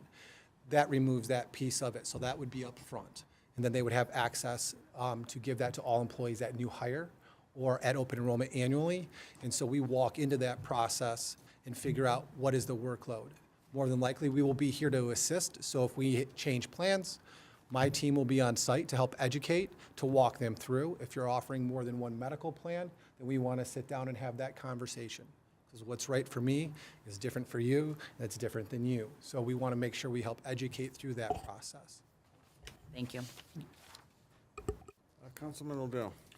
For the, you said for the navigators, like the online navigator, because we want to try to take as much work off our employees here and have the employees do it, but there's costs associated with whatever we use, just which one has more bells and whistles, more or less, am I hearing, as far as the different types of navigators that you have? Yeah, so the cost, Online, the cost comes in when your staff purchases a critical illness. There's a premium that they're going to pay out of their payroll, and then that's what pays for it. So those companies will want to invest, so you wouldn't pay anything for that, assuming that we offer some of those. Now, again, if you said we don't want to offer cancer insurance or hospital indemnity to our staff, then there would be a small fee potentially in there. Like I said, one would be like $3. So if we didn't want to access any of those other extra products, then there may be a fee for that. Okay, thank you. Mayor Pro Tem Shornack. I just want to make sure that you guys have considered in the factor that we're self-funded in your proposal and everything like that, so you, We weren't really given any guidance to what was really happening, is my understanding. It was just kind of a report through. So, but we work with many self-funded groups. okay. And so Delta College, for example, they're fully self-funded. They're one of our clients that we worked with for years. So. Okay, because I don't know if that changes the dynamic of what you've been proposing. So I just wanted to throw that out there just in case it wasn't said. No, Okay. we would do, that's kind of the, I call it like the dating process or the dating game, if everyone remembers those, right? It says, once we get started, if we're chosen to go down this path, we got to sit down and kind of peel things back. Where are you? What have you done? What are your expectations? Where do you want to go? Being self-funded, who are you self-funded with? We would want to get your claims data. One thing that we're able to do is peel back your pharmacy. Can we carve out some pharmacy and save you? Because the pharmaceutical industry is very profitable. You think? Should have been a chemist, all I'm saying. So there's ways and there's different programs. Depending on your carrier, we can carve out, we can identify those high-cost claimants, and we can still provide them the same medications they're getting today at sometimes 30 to 60% discounts at no extra cost to the employer or to the city. But so those are some evaluation processes that we can do. And we put those in. I put 5 or 6 programs in the last 3 years where it literally costs you nothing because the cost of difference is built into the program. So there's no charge to the city. The company only gets paid if somebody fills the script. If they don't fill the script, they don't get paid and you don't get charged anything. So it's very much a win-win. Okay. when it comes to self-funding, we have self-funding direct with carriers. We also have third-party administrators where we can shop the market for different stop loss, different pharmacy benefit managers, so we can assess hopefully some more financial savvy opportunities for you. Councilwoman Sutherland. I just want to make sure that I understand. So I think Councilman Odell was asking about the cost for the platforms that are used, meaning Employee Navigator, was it Celerix, GIS, B-Swift? And then you had talked about maybe the I'll call them insurance add-ons, right, for like cancer and things like that. So those are separate costs, though, correct? Or no, those are the same? So what would happen is, so like Celerix, we just did this presentation for 3 of my groups this week already, and they're looking to do the same thing you all are doing. You have reduced staff, more work. How can we streamline our processes, be more efficient? They will bring that program to you, that platform, that dashboard. You know, what might have to happen is the first time we hire somebody, Sarah's going to have to, I'm assuming it's Sarah, is going to have to enter their name in the system. But after that, everything all feeds into it. Once it's already in the system and it goes onto it, there's potentially no cost to the city for this platform. But each platform is a different subtype of coverage, or it would be Correct. one platform So that we chose, for example, Celerix as the Okay. platform. That's the That's part. going to provide us the dashboard. For that, they're going to give us all the services, the online accessibility, all the reporting, all the reminders. They're going to ask that, hey, we have 15 different products over here between hospital indemnity. We just want to offer those to your staff. Okay. Okay? And they know that there's going to be some value to offset potentially their deductible. Yeah, there's no cost. Yes. Offer it. I wanted to make sure that we were talking about one platform Yes. with multiple Yes. types of costs, not multiple types of Having the ads platforms over as well. here. Like, that's where I wanted to Yes. clarify. More life insurance, it's like $80 million a month, so, yeah. But You then gotta we pay don't it, have to that's pay out of for your the pocket, not the city's. You don't pay for the software. No, it's paid through the actual employees signing up for the products themselves. Okay, thank you so much. How do you ever save clients money? How do we save clients money? Well, we gave the one example about evaluating their data. And one thing that we're finding right now, especially if you're self-funded and we have the data that can support it, pharmacy. There's several programs called ElectRx right now. We've implemented with, I think, about 7 of our groups. And what it is they get their drugs shipped to them from Canada, Great Britain, Australia, from not a third world country. And we have a conversation. Humira, for example, about a $6,000 drug. We can usually get it for like $3,200. So what we do is we develop a transparency and a communication platform. So we call that member or that employee. None of you are going to know. Sarah's not going to know. Nobody here at the city will know. That's our job to work through to respect their privacy in the HIPAA. We're going to reach out to them, let them know this program exists, right? That it is sponsored. We'll have the city send out an email or a communication saying, if you qualify for this program, somebody will be reaching out. So that's the heads up we give them. They enroll in the program, it gets dropped off at their doorstep. They may have a copay for that drug right now or that prescription. We say that potentially can go to $0 because it goes from $6,000, especially on your self-funded plan, to $3,200. So if you're saving $2,800, we're okay with our employee not having a cost share because that's going to help us out long-term. The other way that we really benefit, I think, the clients and the groups that we work with, is we look at a cafeteria approach. So we find one carrier, or when you're self-funded, can we put different levels of benefits in there? Because again, what my needs are not your needs. So we try to use HSA platforms. We have a proprietary product. I don't know if it's very popular in Wisconsin because their teachers and municipalities did not have retiree health care in many cases. So what we have is a product where we can put, it's kind of, are you guys familiar with HSAs? Okay. So this is called an HRA, but it's a that we know in Michigan, okay? It's not the WRAP plan. It's actually a plan, a product with employer dollars. The money goes in tax-free, grows tax-free, and comes out tax-free. The value is that that can be used for pre-retirement. So if we have employees that are separating from service pre-65, they're going to have medical costs. Prime example is for public schools. They're going to have about a $6,000 bill. They're going to get a 50% pay cut as soon as they retire, and they're going to take off on that. This product can be put in place where they can pay for their health care premiums. They can pay for their Medicare premiums. So right now, HSAs, you can pay Medicare Part B and Part D with HSA, but none of the sup plans, the supplemental plans, you add value to it, okay? I can't use my HSA dollars to pay for pre-retirement health care premiums. this product is. So to help them save money, it's not always necessarily with an immediate product, but if we can put a plan in place that helps them down the road, especially our younger generation that aren't looking forward, they're going to wait, they're 25 and like, okay, I'm almost 46. So, and I'm not in the middle here maybe, but looking at Scott at 25, the things that I know now, weren't even on my mind then. So it's evaluating those plans, utilizing some of our proprietary relationships like the Life and LTD. We can usually save 20% off any just because of the volume that we have in that product line. Councilwoman Kolka. Thank you. I'd actually just have one question. I have thought your answers have been very easy to understand, and so thank you for that. What, as you know, we have 5 different candidates. What sets you apart? Why should we hire you, your firm? It's a great question. I think that we should be given some great consideration because all we do is municipalities, and all we've done it for over 50 years.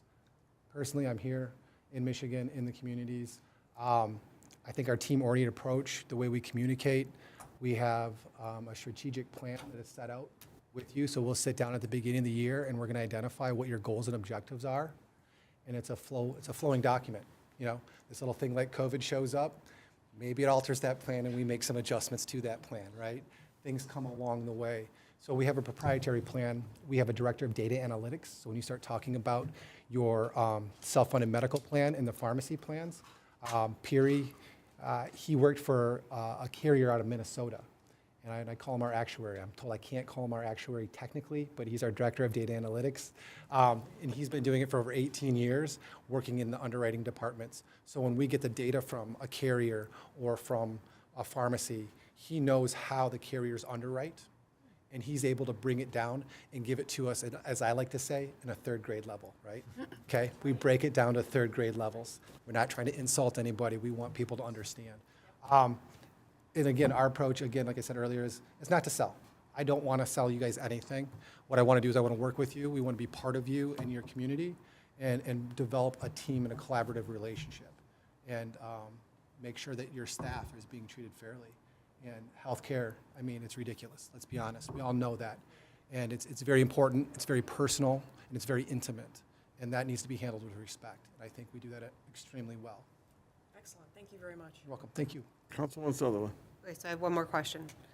So earlier, Councilperson Baranski talked about things that down the road, we should have known, we should have seen. One thing that I know that is fairly popular with some companies now, and it sounds like you guys have a really great a la carte approach, right? Just with some aspects of what you do. On the flip side, sometimes there can be negative a la carte approaches, or what some people might consider negative. I don't want to say negative. Where insurance premiums can be impacted based on lifestyle choices, certain pre-existing health conditions and things like that, where a member might have to pay more money if they are a smoker, or if they've previously had cancer, or if they are determined clinically obese or something like that, where they might pay more in premiums than someone who is not any of those things. Does your company get involved in anything like that, or are you aware of anything like that that would occur with any of your plans? So we don't own the plans. We help design. The fact that you're self-funded, we can help you create and identify. Okay. So if those were things the city wanted to explore, so if you go back several years, Blue Cross and many of the carriers would give out these plans that said, hey, you have a $1,000 deductible. Even if you're a smoker and you say you're going to quit smoking and you attend a class, we'll remove your deductible or your copays. Right. That was tried to be an incentive plan.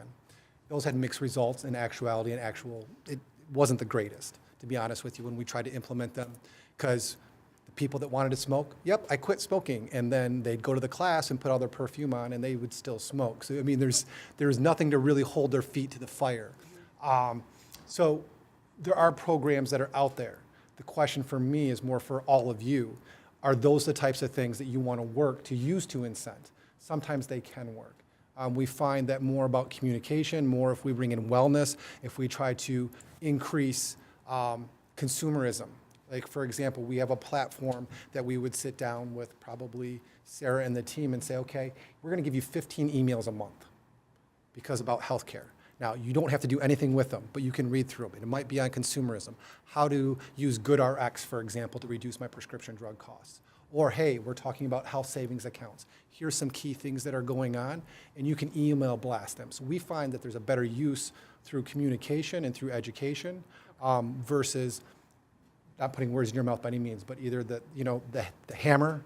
Yeah, I mean, there are companies who they would literally have like health fairs, right, where they're taking your blood pressure and you're getting your blood glucose checked, and the company is using that information, right? So at my old company. So I wanted to. At my old company, it's up to you. Like for health savings account, sometimes what we've seen some of our groups do, they would say, hey, employee, if you go on and fill out a health risk assessment, right? Have anybody done a health risk assessment online? Yeah. Well, you're a train wreck, that doesn't count. So if you do that, we'll give you $500 into your HSA. Right. You know what? We have a voluntary on-site clinic where we can do your finger prick and all that kind. If you do that, we'll give you another $500, but it's all voluntary. Okay. Nothing's mandated. That would be more. Sometimes there's voluntary and there's voluntary. We don't control. Voluntold. We will not control the mandate or the voluntary on those types of services. We would take direction from the city on what and how you guys wanted to implement those programs. Okay, perfect, thank you. You're welcome.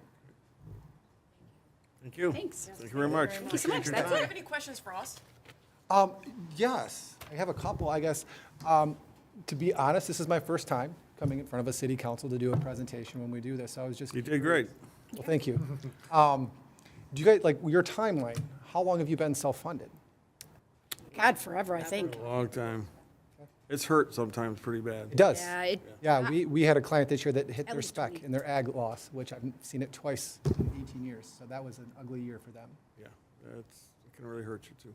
Yeah. it's that double-edged sword. Do you have a timeline on the decision-making process? Decision making can be made tonight, and it can be made by our next meeting. It all depends on how council feels after the discussions with everybody, and 30-day window. Got it. Consider, yeah. 30-day Quick window. enrollment's coming up soon. yeah. As soon as possible, whichever. That's actually a good question. How quickly, if you were selected, would you be able to start? To launch. Tuesday?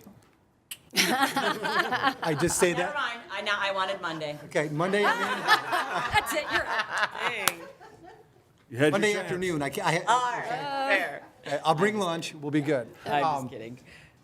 What programs have you tried to implement when it comes to healthcare? Have you got creative with your healthcare programs? Is there anything that you've, or am I talking? I've just Yeah, heard of That's different. over our heads. Okay. That's out of our take it. wheelhouse. Well, then just thank you for all you do in servicing the We do have a community. large retirement base that we always try to maintain and keep them happy, and obviously, and Yeah. so it can be complicated too with all them, but. There's one program, yeah, if you're trying to, we have some consumerism programs that where you can look at paying for your employees' deductible almost not to be on your plan, right? So you look at some of those things. There's different ways to look at things. So, anyway, Sarah, did you have questions? yes. Sarah's on.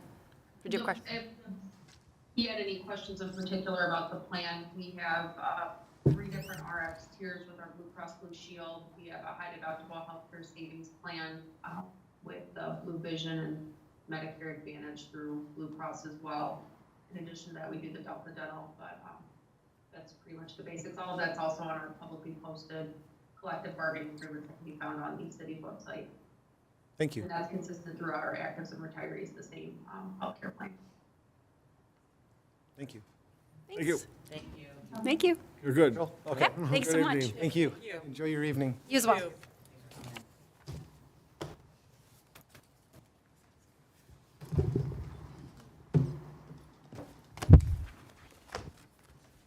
I do find that RX amazing.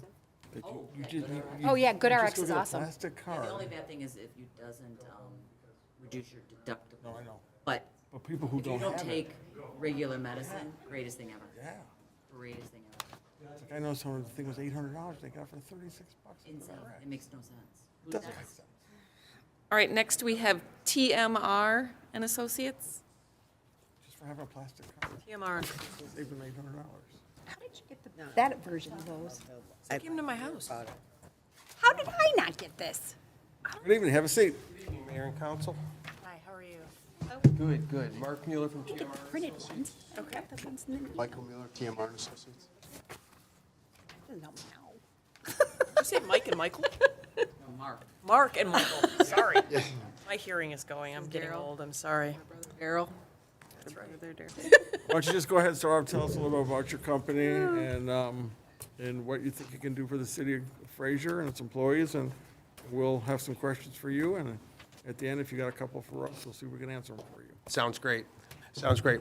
My name's Mark Mueller again. I'm the owner of TMR and Associates. We're an insurance agency that was established in 1993 in downtown Detroit. We're still located in downtown Detroit. Our major focus has always been on nonprofit organization municipalities. My partner was a commander of the Detroit Police Department and eventually became a Macomb County Commissioner. Who was that? Tom Ramus. And in 2000, I bought him out, and I am 100% owner of TMR and Associates. Right? You know, 75% of our business is maintained, has been in the public sector, and specifically in the municipal marketplace. We maintain over 20 current clients, and we believe that it's the public marketplace is much different than any other marketplace out there. You know, you have unions, multiple unions that you have to work with. You have to understand that there's negotiations, there's committees. You can't change on a whim. If you have a manufacturing company, the owner comes in and says, you know, we want to do this or we want to do that, and it's a short-term basis. We need to make sure that the employees feel comfortable and have a relationship with the unions and the employees while management, and build our way up to trust on both sides of the fence and do what's best for both municipalities and the unions. Right? We've managed to do that over the course of our insurance career. You know? And we're proud to say that we maintain 98% consistency. We've lost one client in 20 years, okay, in the municipal marketplace. It is our belief that we become an extension of your HR department, you know, especially in these times of COVID and past COVID. You know, HR departments are depleted, and you have certain things and questions, changing times in insurance. You have healthcare reform, right? And you have hard caps. I don't know if you guys are on the 80-20 or the hard cap. You guys are on the hard cap. So it's a constant effort to keep money in the employee's pocket as long as possible, you know, to provide programs where you get the maximum bang for your buck and the employee gets to take home as much of his paycheck as possible, hopefully all of it. And then if there is some risk, if there is something that is there, you know, allow him to participate in a deductible or a co-insurance program, not come out front, because no insurance company has ever in a million years given anything back to an employer or to a municipality. So our focus and our design is to help you guys and help the city and the employees, specifically the employees, create a program that's right for everybody. What's right for a police officer might not be right for an AFSCME worker. You know, it might not be right for the Department of Public Works, right? And so, working with you and your human resource department, we would try to develop programs that fit everybody's needs. There's programs that fit the older employees, if they're 55, 62 like me, and there's programs that fit the younger employees, right? The guys that think they're bulletproof, the people that we're never going to get sick, right? Why are we paying for all this insurance? What's going on, right? And to create a sense of security where they can get coverage if they need it, they get benefits if they need them, right? I believe that's the most important thing when representing a municipality, is to make sure everybody's taken care of in a cost-affordable way, right? Along with that, we have compliance services that we utilize, right? Keep you up to date on compliance services. We have also libraries that you can access or we can access for you. Libraries of articles, you know, if it's smoking cessation classes, whatever it happens to be, and have wellness fairs and wellness benefits to keep the people so that they know if they have some issues, to take care of those issues, get to the doctor and do what you need to do before it becomes a major problem. When it becomes a major problem, it keeps them out of work, and it also costs you guys a lot of money, right? I believe you guys are self-insured and can feel that pain. You can't budget just for and say, hey, listen, our premium's going to be X, Y, Z for the next 12 months. It fluctuates up and down, and you get adjusted quarterly, right? So our job is how do we maintain that? How do we find, if there's 4 or 5 people that are diabetic in your organization, how do we identify those 4 or 5 people, and how do we help them out, right? And when we help them out, if one person succeeds and doesn't have the claims or lives a better life or is able to continue working without taking time off, everybody is well off for it. Okay? We also are an extension of your human resource department. We can be as much as you want us. We can take over your open enrollments, work with your human resource department to take the pressure off and explain with them through employee meetings, renewal meetings, answering questions, employee hotlines. For example, with some of the municipalities we insure, right now, when they have a question, the employee has a question, they call our office directly, right? So instead of going to your HR department, if you so choose, they can call our office directly. We have a problem with Blue Cross and Blue Shield with Health Alliance Plan. This claim is not getting paid. Why isn't my prescription not getting paid? Why do I have to jump through all these hoops to get X, Y, Z?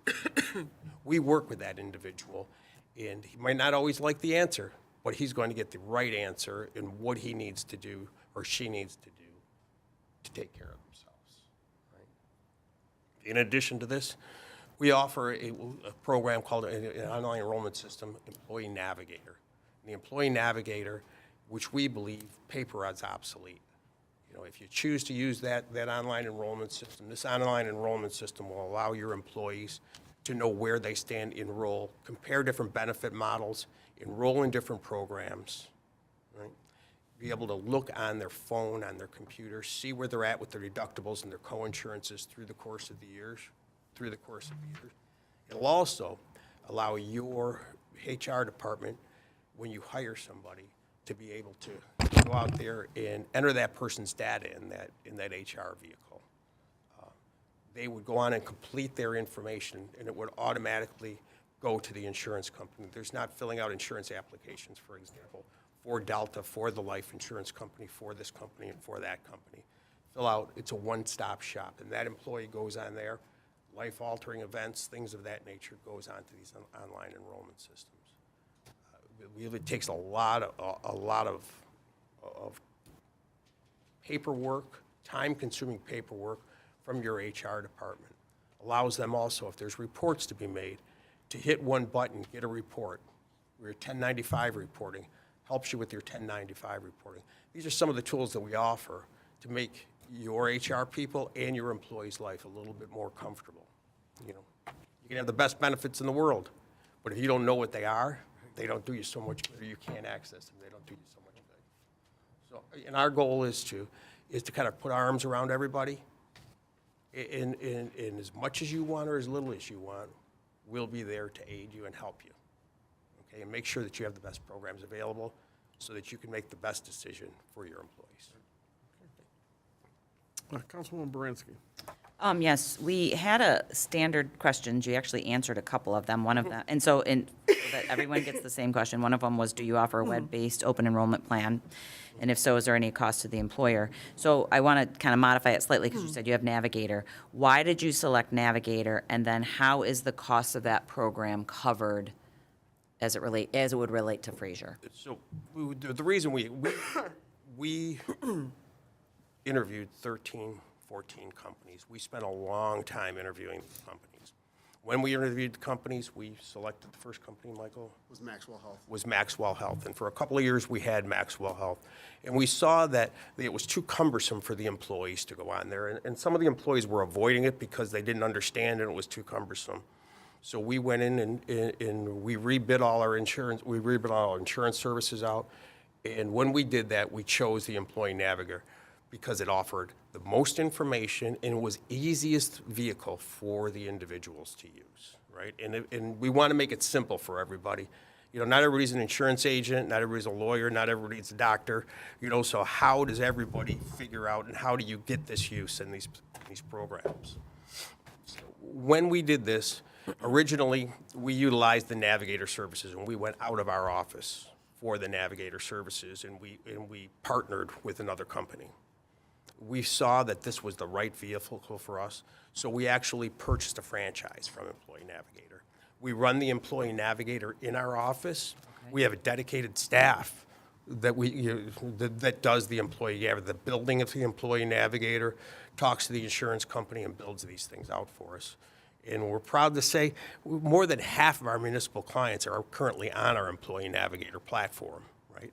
Not all the entire base, but the active employees are on there. Some of the retirees are on there, but we're filtering into the retirees. First, we attack is the wrong word, but we provide the benefits for the actives, the transition for the actives, right? And then move towards the. So how does the cost work for the city? We absorb the cost. It's in our fees. We absorb that cost. We feel it's a part of service that we need to provide. That, along with our compliance tools and our HR benefit tools that are available to you guys, the hotlines that are available to you. And also, we also provide, go ahead. No, you were going to answer. So everything you talked about that was a possibility would be Included in our services, yes, ma'am. and would be included in the quoted fee in this packet. Quoted fee of $39,000, yes. And then if we do commission-based, If there are commissions involved in your program, we will back them off the $39,000. There's a lot of programs, okay. no, keep going. A lot of programs have standard-based commissions that come with your plans. We don't know what programs you have today. Right. So if there's a 5% commission built in, a 3%, a 2%, we will disclose that to you. And when we disclose that to you, we'll back it off of that $39,000. What if hypothetically the commissions were more than the 39,000? How would that work? If they were more than $39,000, we would normally absorb those. We would take those. You would take it, okay. Absolutely. It depends, and I believe you guys are a self-insured program, correct? Yes. So with the self-insured program, the only commission built in there is a small retention fee on your stop loss that is in your program right now. You have a small retention fee on the stop loss. So being self-funded, if you would remain self-funded, after we did our due diligence and we talked to your HR department and you guys, is to see if that's the right fit for you guys as a company or as a municipality. I believe you're somewhere around 100 people. Yep. That you're right on the border of being fully insured and self-insured, which one's the right one. And without us doing any due diligence and seeing and doing that investigation, we can't tell if that's the right vehicle for you. But if, in your case, what you said there is a 3% commission on the stop-loss insurance that you currently have right now through Blue Cross and Blue Shield. And then how long would it take for you to, if you were awarded this job, to get into the city of Fraser and start servicing us? Monday morning. Did you hear his answer? I'm going to have someone here Saturday by the time we're done. No one But else will be Sarah's here. not going to be here Saturday, so that's not going to do you a lot of good. So, we do quite a bit of insurance work around here. And So it's not a hard transition. not a hard transition. I live in St. Clair Shores, and most of my staff lives on the east side. We do Roseville Community Schools, Macomb County, Warren. Okay. So we're in this area quite a bit, and we're vested in the area that we live in. So it's something that if you look at those municipalities and take a look at those people, we've had those entities for a long time, and we've serviced them. And we believe that our longevity in those places kind of speaks for itself, is that when we get in someplace, we do a good job and we create relationships and are able to find the best funding solutions for that municipality. As you know, that when you have a piece of business and that you've got people sniping from you from all angles, and we're very proud of ourselves that we're able to maintain that level of service and the retention that we have. And my last question, I forgot. How long, the customers that are using the Navigator system, how long have they had is it new to them, or has it been? Some of them have had it for 3-4 years. Others, it's been a year. It was the longest 3 or 4 Right. years. The latest one we put in is Macomb Township. Macomb Township went in last open enrollment period. What's the oldest? In other words, how much experience do you have? I think we've had a client using them for 5 years. Okay, and then before that, you guys had Maxwell for, We had Maxwell, and really. so in know, other words, you've we're- had the program for, it's not gonna be new to you guys? Yeah, it's kind of like an introduction. So when we have a new client, you know, we'd like to engage with them, communicate with them on all aspects of how they are working today and what they're capable of and where we can go. And so there are some things where we can use the Navigator just for an open enrollment period, okay? And we can shut it off after open enrollment and take that data instead of taking 500 sheets of paper and have it all stored in one centralized location for HR. And that can also include all kinds of profile information for the employees, salaries that can be updated constantly, new hires, terminations. You can have an active roster right at the touch of your fingertips. So all of that, as well as the time-saving component alone of it, is very beneficial. But using it, if we aren't totally ready and engaged and there yet, we'd like to use it for just an open enrollment. Right. And then we can shut it down so that you don't have to constantly monitor it every day and day, because if you're not on top of that system, it's easy for errors to happen. Okay, I see. So we'd like to gauge and have communications and transparent communications and see where the client is in the level, and then implement or use it as just an open enrollment tool, or educate until we get there and implement, because technology is moving pretty fast. So So, and we would suggest that while you're open enrollment, I believe, is it probably 1/1, that your renewal date is, and your open enrollment's coming up pretty soon here? Yes, Yeah, okay. open enrollment's coming soon. Right, so to implement something, and generally, we don't implement for an open enrollment period. We wait till after the open enrollment period is over, so that HR and everybody can get comfortable with the system, rather than put a system in November and run through it, and nobody knows what's going on and how to use it, and it's a disaster, right? So our recommendation would be to come in February, and if it's a tool that you guys would like to use in February, put all your employees on this tool, and then when there's a new hire, or there is an event in someone's life, a baby, things of that nature, and add it, and then you can see how you like it and how it works for you, rather than going to 100 employees or 85 employees and everybody throwing up their hands and say, we don't know what we're doing and how to get here, right? So it's something that we would not recommend doing and rushing and doing in an open enrollment period. Thank you. I have one simple question. When you have these long relationships with vendors like we do and all that, and I know sometimes people get comfortable with that, how often do you really actually sit down with management to make sure that everyone understands what each team's doing, what's the latest and greatest benefits, and our needs are being met? A couple of things is that in our agency, we touch our clients at least twice a month, right? So it happens to be Human Resource Department or whoever runs your benefit schedule. We will touch them. We don't hear from them. We will touch them twice a month. And at minimum, we have quarterly reviews. So it's, in your specific case, you are self-funded, so you're getting quarterly documents. So we would have a quarterly review with that person to make sure that we're on top of things and we're where we have to be at and where you need to be at, so that you can continue to function as a municipality and give your employees benefits, right? Help you with your budgeting, right? So if you have a self-funded program, what are you going to budget to? Where are you going to fund to? We would have all those different conversations. We also, we'll bring in new products and go out to bid. Normally we go out to bid every 2 or 3 years on a program, but if a new program comes up and if we see that there is some strain on the employees, we will show you new programs. We'll keep you updated with new programs that are moving. Matter of fact is right now, when you can take a look at the health insurance, the dental insurance, everything else. The product in there that's moving the fastest right now is there's absolutely a ton of things going on with prescription drug coverage. And you look at it and you say, this used to be 20%, 10, 15% of our healthcare coverage, right? And we kind of just took it for granted, right? It was a 5, 10, 15, 20, or whatever it happened to be, or it was hidden in the deductible of a high deductible healthcare program. It was all maneuvered in there, right? All of a sudden now, it's between 30 and 40% of your total charges, right? You have maintenance drugs out there that cost $100,000 a year. So how do we help those people, and how do we help you get through this, right?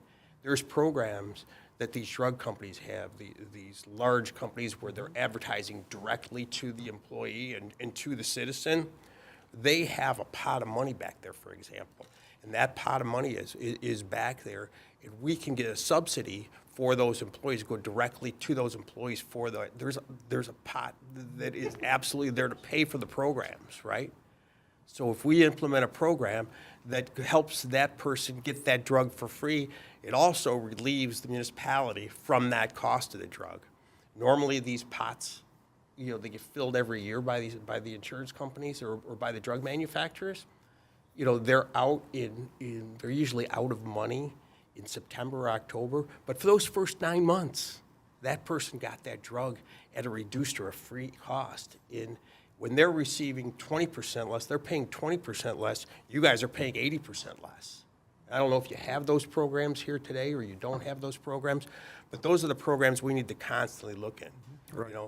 It was 4 years ago, I would have been here talking to you about, let's get rid of your post-65 insurance and bring in a Medicare Advantage program. I would assume that you guys already have a Medicare Advantage program in your current structure here. And for your post-65 retirees, they're covered under a Medicare Advantage program. But keeping you constantly apprised of what's available out there in the marketplace and where you go is our job. Because if we don't do it, I guarantee you there's 20 people knocking on your door or knocking on somebody's door. There's 9, 10 of you up here, right? And someone's going to get their door knocked down and say, hey, I have the greatest thing since sliced bread, right? Mm-hmm. And if you don't say, or call your HR department or your city manager up and say, have you ever heard of this? We want them to say yes. And we've been very successful in saying, yes, we know about it, it's not for us. Or yes, we know about it, we're working on it. Or yes, we know about it, we're implementing that right now. Those are our goals. I hope that answered your question. Absolutely does. Right. Really good. Because I know that pot you talk about is important, because even I know some people who had special surgery and the medicine was $8,000. Mm-hmm. You finally got a coupon and it brought it down to $200. Yes, that's exactly what we're talking about. Just a coupon, right? You saved $7,800. And we can incorporate that into the Blue Cross and Blue Shield program now, right? So before it was out of the Blue Cross and Blue Shield program that you had to go somewhere else, and the deductibles and co-insurances didn't add up to your maximum out-of-pocket expense. Now there's programs where we can put that through your Blue Cross and Blue Shield program so that employee gets credit towards his deductibles and co-insurances, where they might have not before. Right. So if I went to a Canadian drug company and bought drugs from Canada or somewhere else, it would not process through your insurance program. So if you have an HSA program or a high deductible health program, it would not accumulate towards those maximum out of pockets. Do you have any questions for us? Any questions that you, that we can answer? Or I guess some of the things is when you take a look at this and you look at your insurance program, are you guys happy with your current insurance structure and the cost of your insurance structure? I don't know for a fact. I know a lot of the employees here, and I'm a part-time employee, but I don't get benefits. But, you hear a bunch of different things back and forth, so some are good and some are bad. And, but this council's always proactive in looking at different areas to help our employees and what we can do to save money and save them money. So we're just proactively looking at a lot of different things in the last couple of years, and this is one of them. And we should have a decision by the next 30 days for sure, of where we're going.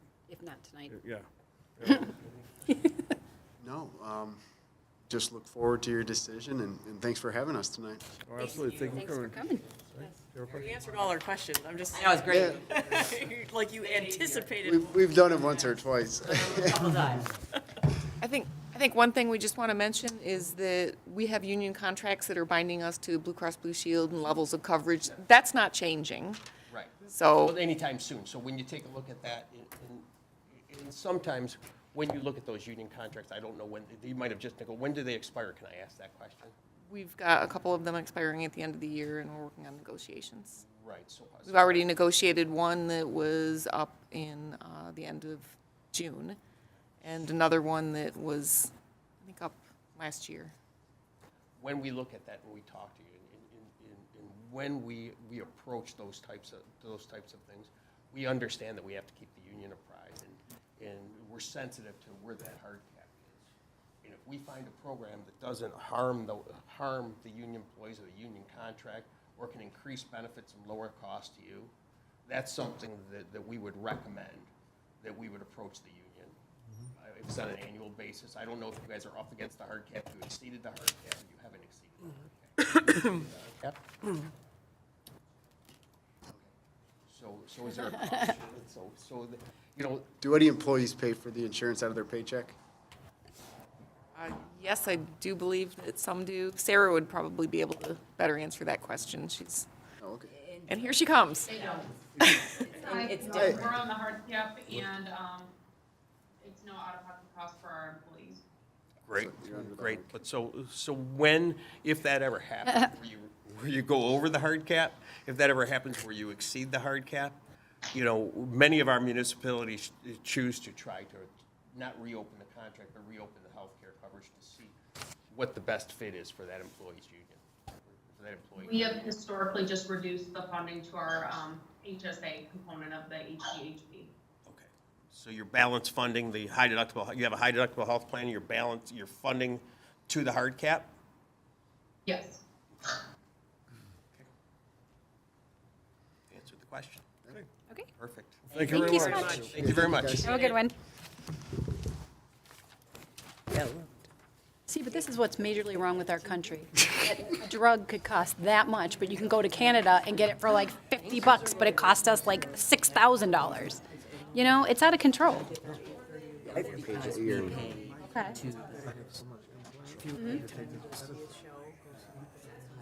I know we're going to see Prince, we're going to see like a Prince show. It's great.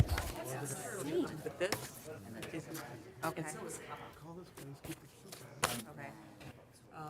Just to walk around inside Caesar's Palace, New York. I don't know, $200 still wouldn't make me choke. I know how many thousand, like, that's ridiculous. Yeah. Still, how long does that $200 last? Oh, that's the whole thing for the whole year. Oh, okay. Oh, I thought that was like a month or something. I'm like, what the flippin' hell? I'm a night person, so In Mandeville. yeah, I'd much rather do it night than like Oh, nuts. you have 6 a.m. in the morning. I feel your pain on that one. All right, next up is Advantage Benefits Group. Advantage, okay, yeah, right here. Good evening. Evening. Go ahead and tell us a little bit about yourself, your company, your services. We'll ask you a few questions that best we can, and we'll answer any that we can for you at the end of this. Sure. Well, my name's Steve Miller, and representing Advantage Benefits Group today. And we are a local, we're headquartered in Grand Rapids, Michigan, but we're one of the largest privately held insurance agencies. We're actually a consulting firm in the state of Michigan. We're consistently within the top 3 partners of Blue Cross Blue Shield. We are the largest partner with Priority Health in the state of Michigan, and that also includes public entities. We're not as prominent in Southeast Michigan, but we do have clients. We have a physical location up in Traverse City. But we do have clients all over the state of Michigan. We've been in business for 25 years. I've actually been doing benefit consulting myself for 18 years. This is actually going to be 19 years. So I know, may not look like it, but I've been doing this a long time. I've been doing, representing government, public sector clients for a little over a decade. So we work with a lot of prominent governmental employers. We work with City of Grand Rapids, Kent County, Grand Traverse County, Clare County. I know I provided a list in here, but we have significant experience with, I would call them challenging government complex groups, and a lot of personalities we navigate. If you want to frame it, I should use that. So the service team, we are a boutique agency, so we are independent, and we are built to serve you as the client. So we don't have shareholders. We don't have margins that we hold on our business. So our goal is to really, we understand some years we do more work than others for clients, but our goal is really to do what we need to do for you. We understand that means some years it's going to be more heavy lifting than others, especially when we first get started and get to know each other. But we take a lot of time. Our goal is to build a long-term and trusting relationship. We take a lot of time to understand you, your personalities, where you've been, understand your history. We think it's incredibly important especially in government. We want to know what has worked, what hasn't worked. We want to know sacred cows. We don't want to make anybody upset. We don't want to recommend something that's going to, we understand, things can definitely get political. So those are things that, we try to keep an eye on. Michael Cutlip, he's not here or couldn't be here tonight, but we do have a unique model that we have 2 consultants. So he has about 35 years of experience. He actually came from the TPA side, so he worked with a company called ASR. They're owned by HAP. So he worked there for about 10 years, so he has a significant amount of underwriting experience. We do specialize in self-funded health plans, so that's kind of a niche that we have. We're very, very good at it. That's about a majority of our business is self-funded that we serve. We are more built for larger, more complex organizations. So government, you may not be larger, but you're complex, just like a larger company would be. So, or a larger employer would be. So we're specifically built for that. From a team structure standpoint, we do have dedicated teams. So not only do you get 2 consultants, and that helps from a scheduling standpoint. So, if I decide to take vacation, you're not left without a consultant. You can call Mike, or, one of us is usually available. We also have Jessica Bigelow. She's a Siebes. We have a very designated team. She's been with the firm about a little over 10 years. We have had very, very low turnover at our firm, which I think in today's day and age is saying a lot. So most of our employees have been with us over 5 years, and we have quite a few. We've had a lot of growth, but it's all been organic growth. So we go out and earn business, just like I'm doing today. We don't buy other agencies. We don't grow through acquisition. We've grown by going out and earning people's trust and doing a good job in our communities. So we do leverage a lot of technology. I'll just wrap up with this. I'll let you answer questions because I know a lot of this was in our RFP response. We do leverage a lot of technology at our firm, which lends a lot of efficiencies. So we are very high touch. So our team, you do get a dedicated team. You have an account management team. We separate the ancillary. So you have a dedicated ancillary team. We also have a team that all they do is manage. We have an online benefit administration portal. So we provide that. There's no charge for that.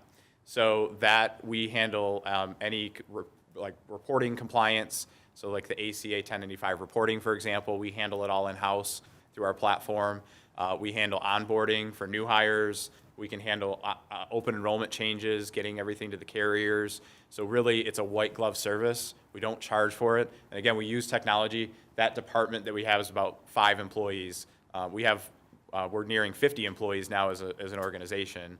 So we're, for our industry, that's pretty big. We're just in Michigan. So we also have a benefit and analytics platform. So from what I understand, you are self-funded, right? Mm-hmm. What our analytics platform does, it's very unique that we have that. We do not charge for that. It's very, very expensive.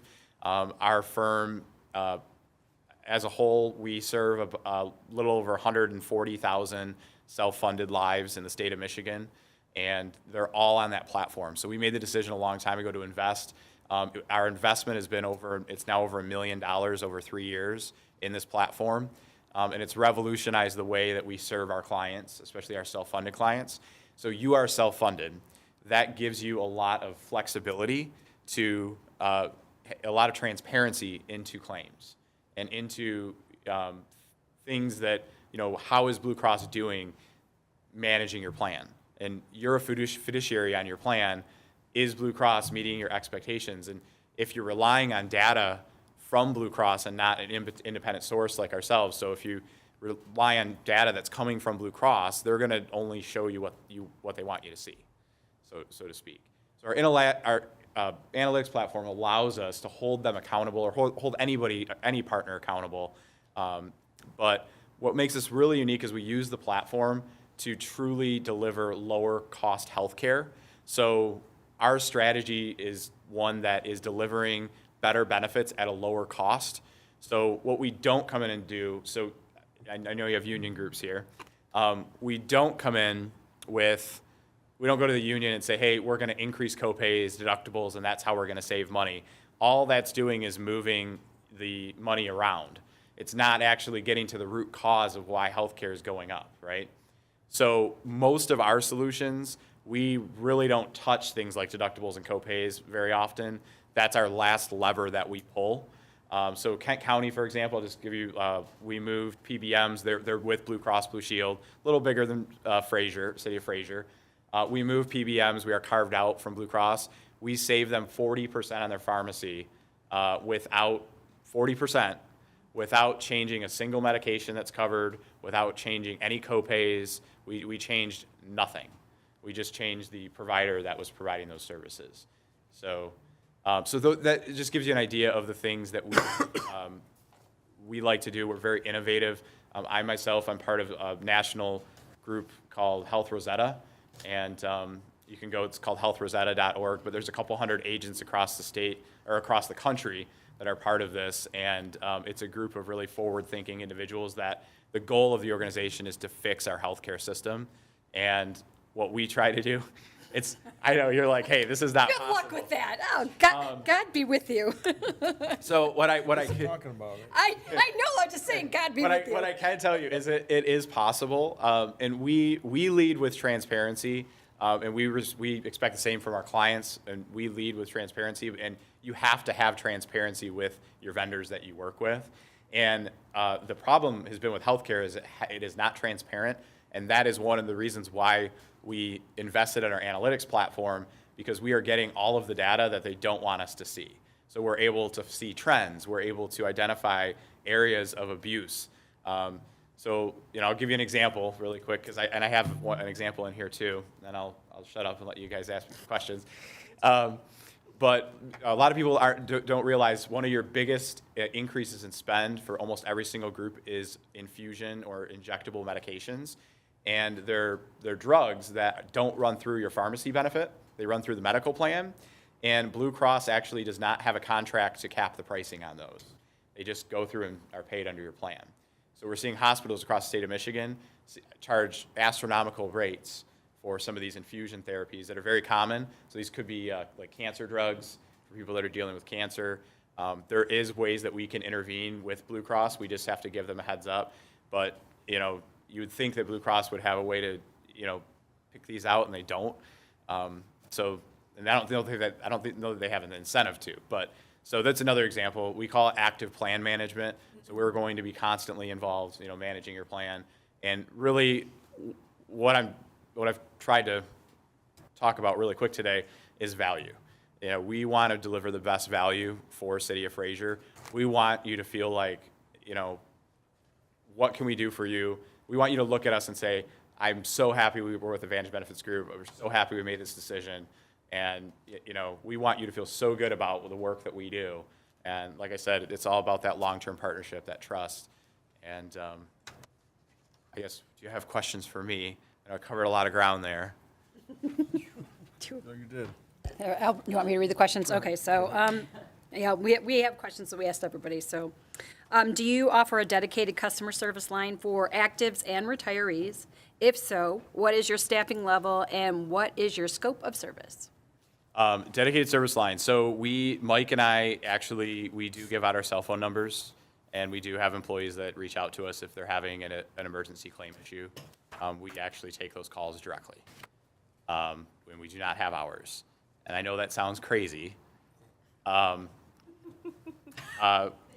I will tell you, City of Grand Rapids, we do get a lot of calls personally, and sometimes we'll get union presidents calling us with an issue. We do that. We know the plans better than anybody else, and we certainly know them better than a call center. And we are able to de-escalate a lot of issues so we don't have grievances, and we hit a lot of issues head on and it actually saves time by in the long run, I know it sounds crazy that we do this, but that it's worked really well. So, and It's customer service. it is good customer service. Yep. Yes. And that's what we provide. You kind of sort of touched on this, but do you offer a web-based open enrollment platform such as Maxwell or Employee Navigator? If so, is there any cost to the employer? We do offer Employee Navigator, and there is no cost. But I will say that we have a dedicated team that's all they do is Employee Navigator. So there are a lot of agencies that have Employee Navigator that their medical account managers build the systems, and it's kind of an afterthought. Ours is very different. We have a team, so they will take you through implementation. They will prep you for open enrollment. They will make sure the experience is what you want it to be for your employees. They're on standby if you're having issues. Let's say you're in the middle of open enrollment and something's not right. We usually fix errors same day. So where they're very responsive. So especially this time of year, we're very busy. So having a dedicated team, we're very unique. We have 5 employees that all they do is manage Employee Navigator, and we have about 90 clients on the system. We also have about a third of them that have integrated payroll, and we're able to establish data connections with the carriers, which is a capability that most agencies do not have, that Employee Navigator has, but it's a technical capability that a lot of agencies don't have. Okay. And does your company assist with the enrollment and tracking of employees and retirees? If so, do you process the transition of retirees that age into Medicare? So to clarify, do we actually process Medicare enrollments? Is that what you're asking? I didn't create the question. So Sarah, is that what we're asking? No, I think what do you do versus what do you expect the employees at the city of Fraser to do with both enrollment and then when employees are going to age, things have to be done. So who starts that process? Is that, sorry. Go ahead, we're getting late. the door. Answer the question and people will know what it was. Okay. So it's up to you as the group. We have different groups that do things differently. We have a preferred way of handling those types of situations, but at the end of the day, we do have our Employee Navigator team also serves as our member management department. So they will actually process enrollments. They can reach out to employees directly if, for example, we're missing information. But that's literally all they do is touch, that team, that's all they do is touch enrollments all day. So yes, we do have a dedicated team that does that. For people that are aging into Medicare, we do general education. What we usually like to do is look at everybody who's going to be aging out. It will, look at your group. We'll look at everybody who's going to be aging. Maybe we'll pick age 64 and up or age 63 and up. We will come out. We'll do group sessions. We can do virtual sessions, combination of both. But we do have a very robust Medicare education presentation that we use. We typically refer out for enrollment to either Blue Cross or Priority Health. They have licensed agents that, you're already with Blue Cross. And so what we would do is prep somebody so they have all the information to make their decisions. And then if they actually wanted to enroll in an individual, like a Medicare Advantage or supplement plan, I'm not sure if you offer a group Medicare Advantage plan, or I don't know what you do for retirees, but I'm sure you probably have your pre-65 and your over-65 retirees. But we would transition them either way. So whether they wanted to look at an individual option or they wanted to be a part of whatever your group retiree plan is, we would transition them. So yes, we are very involved. Okay. Councilwoman Sutherland. So I have a question. I think it was Kent County that you said that you guys were able to save 40% on their prescription drug coverage. That was over 2 years. Okay. So I see in your packet that you have for your cost savings, international prescription mail orders. Was that how you achieved that? And if so, what does that look like for the end user of benefits? That is a great question. Kent County actually achieved those savings with no other programs. It was strictly drug pricing. And I can get into that another time. But they actually, if we were to, I will tell you, international drug is on the table for them right now. I don't know that they're going to do it. little conservative, and they have a new county manager, so they don't want to rock the boat with, they're being very careful with decisions they make, but it is on the table. With that, and we also have a coupon savings program, we can achieve another 20% savings, which would bring their savings to 60% since we started making the changes. That's a net savings. So the 40% over 2 years was without international. Correct. Okay. Yes. Thank you. Yes. And so for international, just to let everybody know how that works, our firm was one of the first in Michigan doing it. I have clients, some clients have been doing it for about 7 years now, so it's not a new thing. It's a gray area in the law, so it's not illegal, but it's also not legal. So it's permissible under the law if you wanted to look at it that way. We do have. I do have all the legal. We could go through it, I do have all the legal information. But we do have public We're sector. not doing that, retirees, don't Yeah. worry, we're not doing that today. We do have. Just wanted to ask. We do have public sector clients that are doing it. We have never had a single issue in the 7 years that we've been running the program. We do have a local partner. They are local. A lot of the drugs come from either the UK, Australia, or Canada. About 80% of the drugs actually come from Canada, Manitoba, Canada. And the interesting thing about it is it's the same drug manufacturer. So the drugs, a lot of times they're made here, shipped to Canada, and back here. So people are like, is it safe? It's the same drug. It's the same, if it's Pfizer or Merck, it's the same exact drug. It's traveled. And what the employees like it because they get up to a 90-day supply of like even specialties. So these are drugs that sometimes have quantity limits under Blue Cross that it can be a little frustrating to fill. So employees like it because it's convenient, because it's mail order. But what we do is we waive their copay. They have no cost at all for the drug. And we're big on doing that. So anything we really want employees to do, we waive their copay or we waive their deductible. So we're really, you'll see even within Blue Cross, we have a lot of plans that do that. So that's an example where we call it a win-win. You save about 50% on the drug, the employee pays nothing for it. So. Interesting. Thank you. Answer your question? Yes, thank you. I have one simple question is, once you build a relationship, if you're chosen, how often do you actually sit down with management to make sure that everyone's needs are being met, or new ideas or new plans are being presented? So this is another area I believe we're unique. We do have a reporting package, and there's some of it that for our self-funded clients that I have put some samples in the presentation or the proposal. We typically engage with our self-funded clients at a minimum on a monthly basis. For onboarding, especially government, we're probably going to be meeting biweekly to start. Just because we want to be up to speed on your contracts. We need to have that historical. I mean, we're going to ask you a lot of questions. We need to understand how things work. We need your culture because last thing we want to do is come in and make a mess or do something, and Don't rock the boat. we don't want to rock the boat, right? So we're very cautious of that. So to start, it's probably going to be, either monthly meeting in person with some biweekly calls in between, just to make sure we have everything flowing, especially if you're looking at implementing a new consultant quick. That's going to be necessary. But throughout the year, we do have monthly meetings. We do a lot of our government groups. We do quarterly reviews with the unions, where some of them we've set up special healthcare committees because we're talking a lot about a lot of new concepts and strategies, and education's key. So we want all stakeholders, including yourselves, to be educated on why we do the things that we do and, why it's possible to fix healthcare. Because you laughed, but.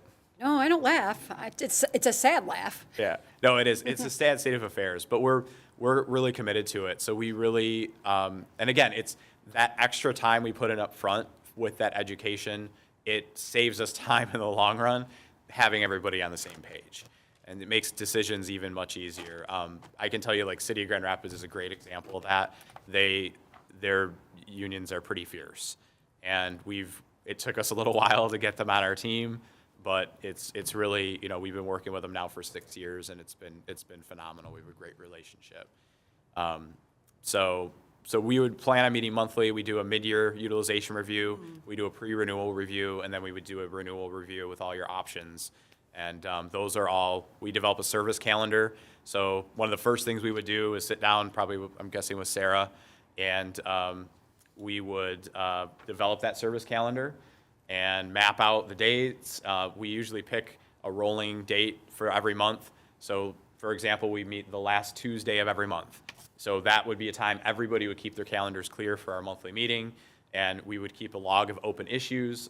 So, you know, I know those issues tend to pile up, so we would have a log that we would keep. So every meeting we would go through and make sure that we're staying on top of things and holding everybody accountable to, you know, make sure that you're having a good experience. Sorry, I know that was a long answer, but. That was fine, perfect.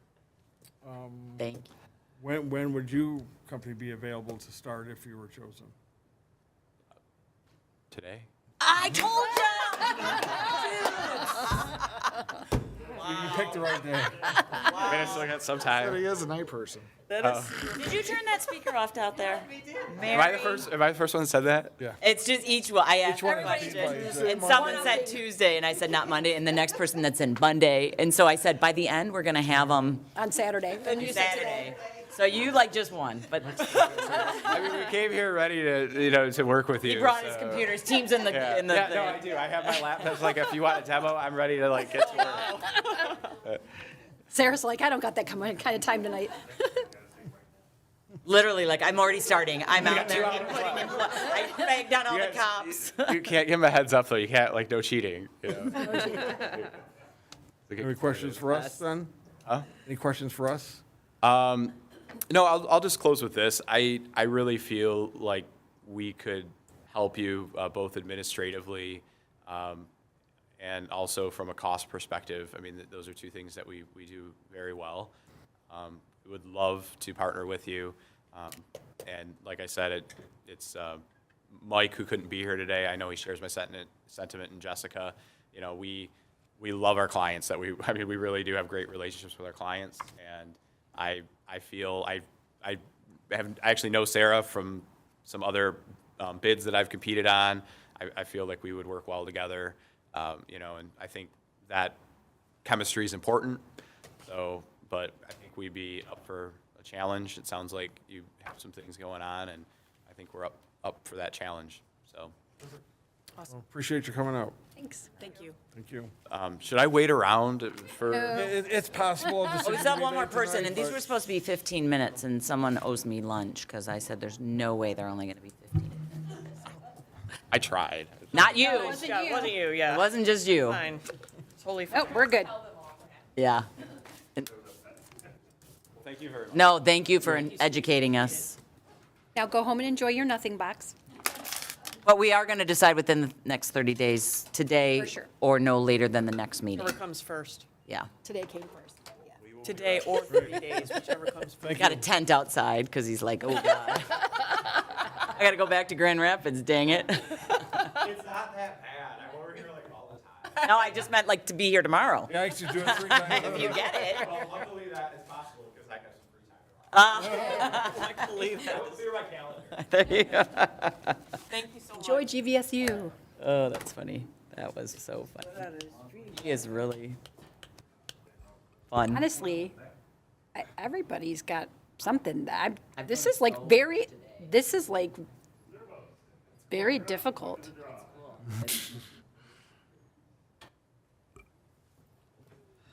Good evening. Have a seat. Why don't you just start off and tell us a little bit about yourself, your company, and what services you do for your clients? And we'll have some questions for you, and if you have some for us at the end, we'll see if we can answer it for you. Thank Perfect. you for waiting. Thank you. Appreciate the Go time. ahead, you have the floor. My name is John O'Connell. I'm from Reservos Financial Services. We're a benefit advisory firm based in Southfield, Michigan. I've been doing this for 3 years on the broker side and 15 years as a consultant for the health insurance carrier.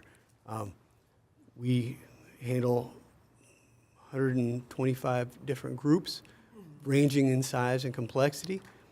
We have several municipalities that we insure and that are clients of ours, and we pride ourselves on the service that we provide to them. We offer everything from, basically fully insured plans. We do self-funding.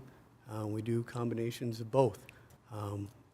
So, I mean, I have to apologize. I wasn't entirely prepared for, for this kind of a format tonight. I didn't have like a formal presentation prepared, but, It's okay. That's Oh, okay. we weren't either, so it's all Yeah. good. oh, okay. There's a need, and therefore that's why we Okay, accelerated all right, it. okay, You're perfect. good. No, okay. But as far as our firm, there are really four of us that do the practice of the employee benefits. Nick Conflitti, he's the kind of the founder of the benefits practice itself. He's been there for 37 years. Erica Wilmeroff, she's our operations manager. She's the office manager. She also is the claims and billing kind of guru. She just likes digging into those things. But she's been there for 24 years. Jill Manette has been with us for 20 years. She's our quoting analyst, but they all do a little customer service as well. But Jill really puts together, all the detail work. She's instrumental in that. And then I'm kind of bringing up the rear with only 15 years of experience. So together we've got a pretty good breadth of experience. I came from the carrier side, so I can see both angles from, a carrier and a broker. And on top of that, I was the labor liaison for the local 600, which I represented, when I was with the health insurance carrier. So I've got a little bit of the background from the labor side too. So it just gives a different perspective on things, I think. I got questions for you. Okay, great. Okay, great. Perfect. So there's three different questions. Well, there's some subparts. Okay. All right, do you have a dedicated customer service line for activities, or for actives and retirees? And if so, what is your staffing level and what is the scope of that service? As far as a dedicated line, I mean, really, it's our availability. Both Nick and I give our cell phone out to everyone. Sometimes it's a blessing, but other times we get unsolicited things, of course, today with all the spam. But no, we are available 24/7. We make that abundantly clear to all of our clients that we are available to them should they have any needs. Like, just 2 weeks ago, I was on the phone. I did a Zoom session at about 10:30 at night with a couple of 911 center operators over here in Roseville. They had questions, and I couldn't really call in because they're on the phone. So we did a Zoom session, and I took care of it for them. But those are the kind of things that we do for everyone. And that's for both actives and retirees, because I know retirees have, different issues, different timing of things, and it's not a problem. I've always done it. That's the way we always will. Do you work with Teresa? Actually, yes. Yeah. Yep. Funny, I wrote, does Teresa? I was going to say, so yeah. 'Cause- I forgot where I am. I say Sarisa, no one knows what I'm talking about, but here, No. of course. Well, we use them. Yeah. Okay, so the next question, do you offer a web-based open enrollment platform? And if so, is there any cost to the employer? No, there's no cost to the employer. We ourselves, we offer it, yes. We partner with a general agency that we lease their product from. They are the host for it. They are the experts in it. So they have like 5 different enrollment platforms that they offer, and they cater it to each individual group and what their needs are. So rather than trying to become an expert in everything, we let them do it, and we just simply benefit from it, and as well as the employers. Does your company assist with the enrollment and tracking of employees and retirees? Yes. And if so, do you process the transition of retirees that age into Medicare? Yes, for most of our groups that have retiree populations, we actually initiate the process and follow it through. We prefer to make sure that the communication goes out about 90 days in advance. We'll do a call welcoming them to the Medicare world, advising them what's going to happen, you know, all the mail that they're going to receive. You know, we just kind of give them a heads up that this is going, you know, you're going to get a lot of stuff. You could ignore most of it. You know, the city has a plan, you know, that, you know, so we advise them of all that well in advance. And then what we do is when we get the application, we're just making sure that the part A and B are applied for and everything is, you know, all the dots are dotted and the T's are crossed in terms of the enrollment. And then we forward that on to the carrier, of course. Sure. Well, thank you. Those were the questions. Oh, okay, great. It gets worse than AARP. God help us all. Oh, Because every piece of mail you get is like, What is AARP? okay. And, Wait, we probably shouldn't Do have you laughed cover that hearty at that. Sorry, psychotropic Mike. drugs? Yeah, we're not knocking on the doorstep, so. You like that one, huh? Councilwoman Baranski. Yes, I apologize if it was in here, but how do you work your fees? our fees are, well, I mean, our fees are transparent in terms of our compensation. Now, I think the Consolidated Appropriations Act kind of put that at the forefront for a Yep. lot of reasons. And, but yeah, I guess it depends on the funding mechanism as far as how we collect our fees. Okay. We don't charge anything above and beyond, you know, what's usual and customary. Okay. For most carriers on the fully insured side, it's based on a percentage of premium, and we get the basic commission. We don't upcharge or anything like that. Okay. From a self-funded perspective, we operate on a per member per month because we're kind of agnostic as to the carrier. So we don't want to, you know, we don't want to have any, I guess.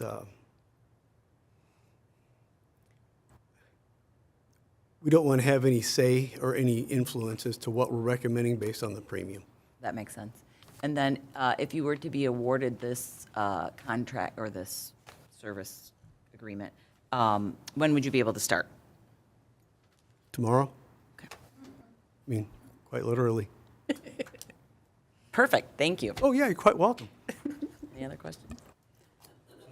I don't have any. Do you have any questions for us? No, in the interest, I mean, in the interest of time, you know, no.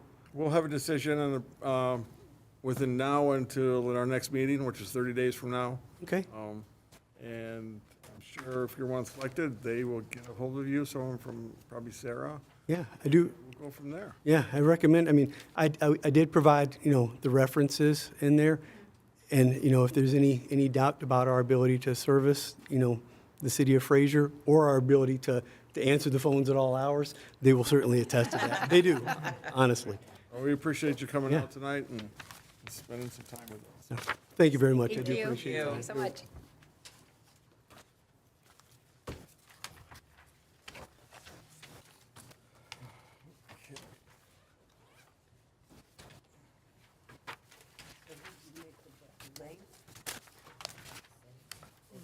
I will open the floor for council's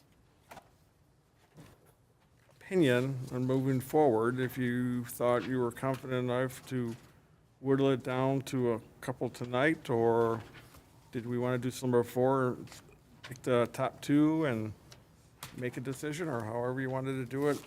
I believe I am set with my decisions. I like the top two approach. That seems to have gone well Yep, when we did that last time. that's what I was gonna say.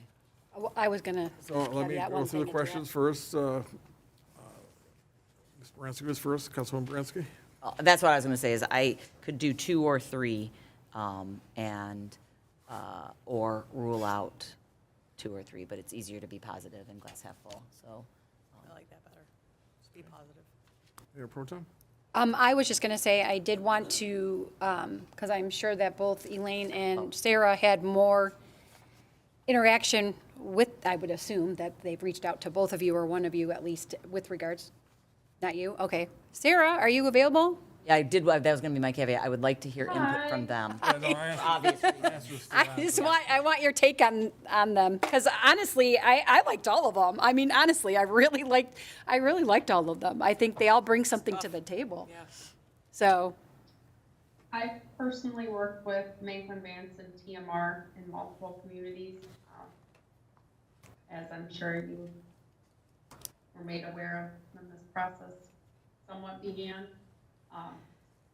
I think the employee navigator, especially with us being a streamlined staff, is extremely beneficial, and it helps streamline the whole process for everybody, and it does kind of bring to light for our employees what benefits we actually offer. I had people in Redford that the light bulb went off, oh my gosh, I have vision coverage. Had it not been presented this way, I would have never known that I even have this available. So, while I don't think it's feasible, like TMR said, to have this open enrollment, because there is a lot of work that goes behind the scenes to get it set up and be effective where we can use it. I would hope that we could go with a firm that would be familiar with that and able to utilize that for us in the future. That's been a benefit or a tool that I've been pushing since I started last year, and I was hoping to have that available for our staff this year, but I don't believe that's going to be happening since we have been, for all intents and purposes, without a broker for the past month or so. Okay. thanks. Well, I'll go ahead and start with my top three. I had number 1 is Advantage, number 2 TMR, and number 3 Manquin Vance. Those were my 3. Hold on, I'll keep Amy, are track. you keeping track? I am. Being Secretary? No. Uh-huh. Okay. Were they in that particular order or in no? Order, 1, 2, 3. Okay, I'm sorry, give it to me, the order again then. Advantage, TMR, and Manquin Vance. Okay. Okay.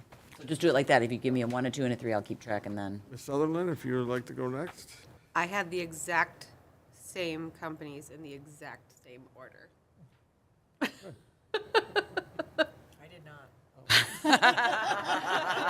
I knew that. It's okay. I have Advantage first, and then I have NIS, and then I have TMR. Okay. And then I have Advantage, TMR, and National. NIS. Okay. Hold on, wait. Exactly the same way. As Patrice or as Carnegie? The same as whose? Mike. Mike, okay, hold on. Let's put that over here then. Okay. Go ahead, David, or Patrick. TMR, Advantage, and then Manquin. Okay, I had, I gotta put them in order, huh? Shoot. I had a tie for 1. I very much liked Advantage and TMR. My favorite more Advantage because they are servicing the exact plans that we have, and they have more familiarity with what we currently have, and seem like willing to move you to something else down the road if it needed, where they're experts in what we have now. Wait, I'm sorry, you said that's Advantage? Yeah, that was Advantage. They do this, Okay, because I thought it was TMR that did Roseville, Warren.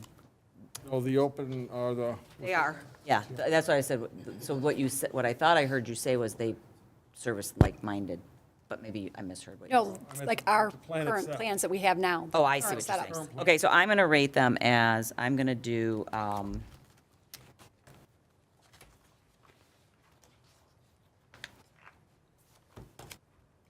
TMR, Advantage, and then, National. So obviously, without even doing the math, TMR and Advantage are the top 2 for everyone here, except for Suzanne. Advantage is my top one. Yeah, but you don't have TMR. You had, so now narrowing it down, we now, just by the process of elimination, we're now going to discuss TMR or Advantage. Does that make sense? Or do you want me to actually add the total? Well, I can already tell you it was Advantage. Advantage That's comes pretty out to easy. be number one, Right, based on average. right. So I would like to have a conversation about the two and why you see the benefits or the downsides for these two, I just, if there are any downsides. I was just impressed with the proactivity of their presentation, answered a lot of the questions before we were asked. Very open. Did you see very clear, concise, no ifs, no hesitations. It was just a very good interview. And I feel confident in handling my stuff. I felt as, if I felt comfortable, I'm sure the employees would feel comfortable. That's how I chose.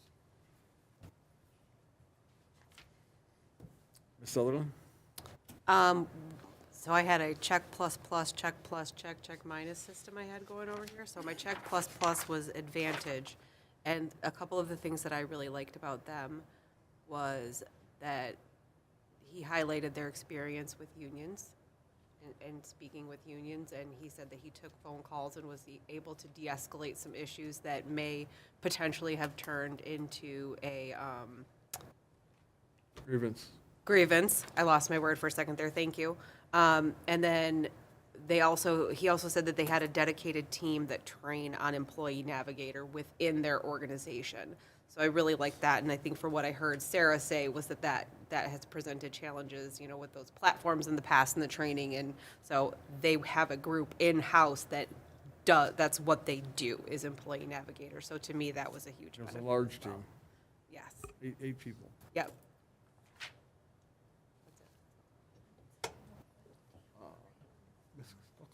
Thank you. So I liked all of the examples he gave for the cost savings. That was huge, I thought. And it was across the board, like in terms As the of. first one actually mentioned cost savings. Right, yes. And I thought it was really, he's obviously, they're very knowledgeable, I should say, in what they're doing. And it was projected. You gotta talk in the mic. Oh, sorry. I guess I should talk louder. I'm either too loud or not loud enough.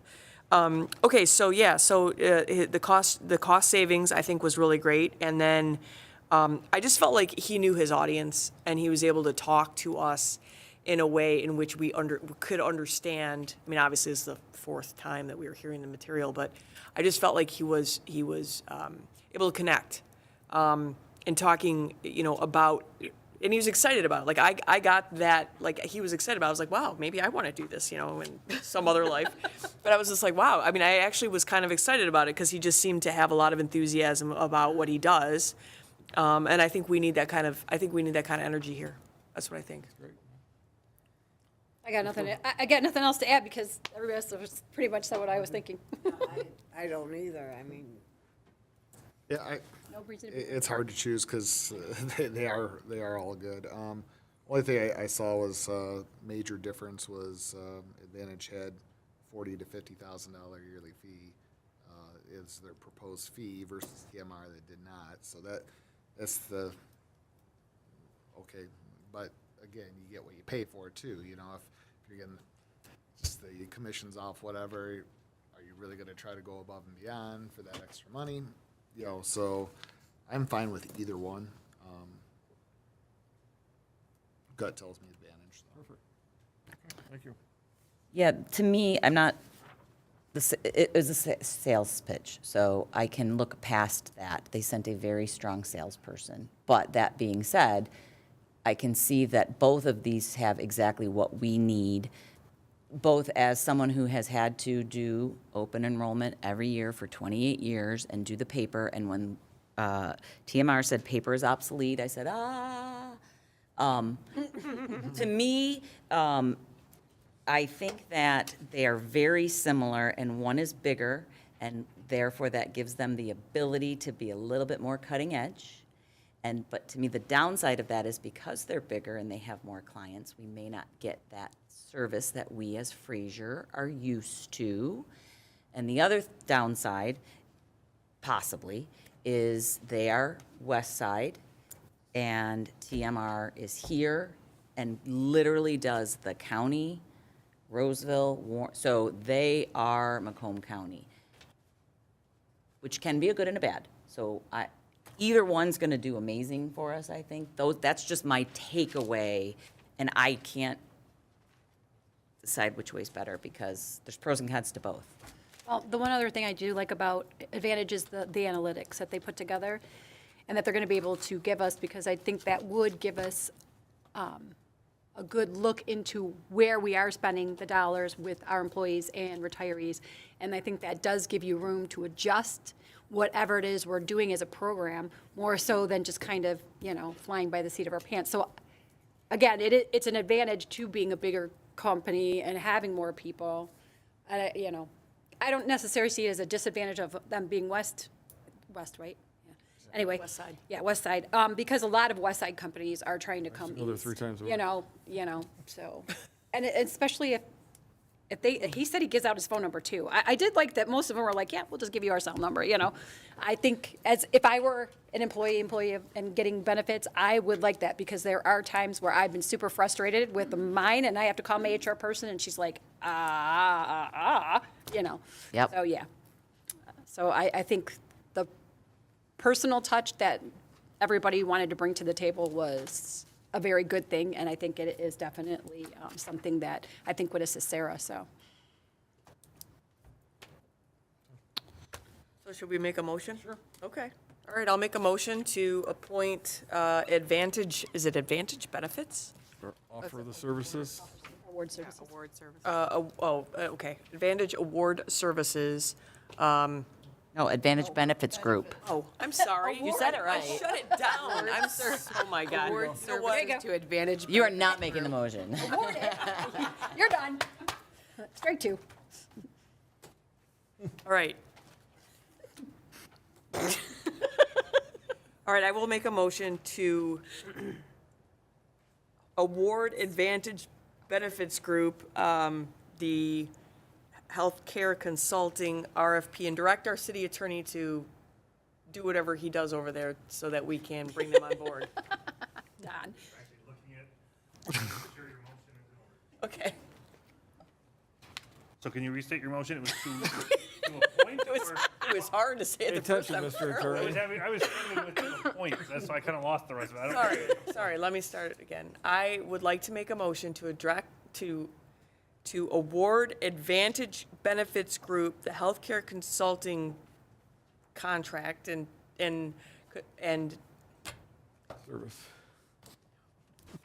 direct our city attorney to work that out with Advantage Benefits Group in the future. Or Now. well, as soon as possible. start today. to get Tonight, his- to because get they're his- in the parking lot. Oh, my God, really? Sorry. I don't know why I'm having so much trouble. Because it's 10 o'clock and It's only 10 o'clock. It's we've not only even taken midnight. one break. Let the float Okay, away. we have a motion. Any comments and questions on the motion? Do we have a second? I guess I'll second. Second. Oh, no, I'll second.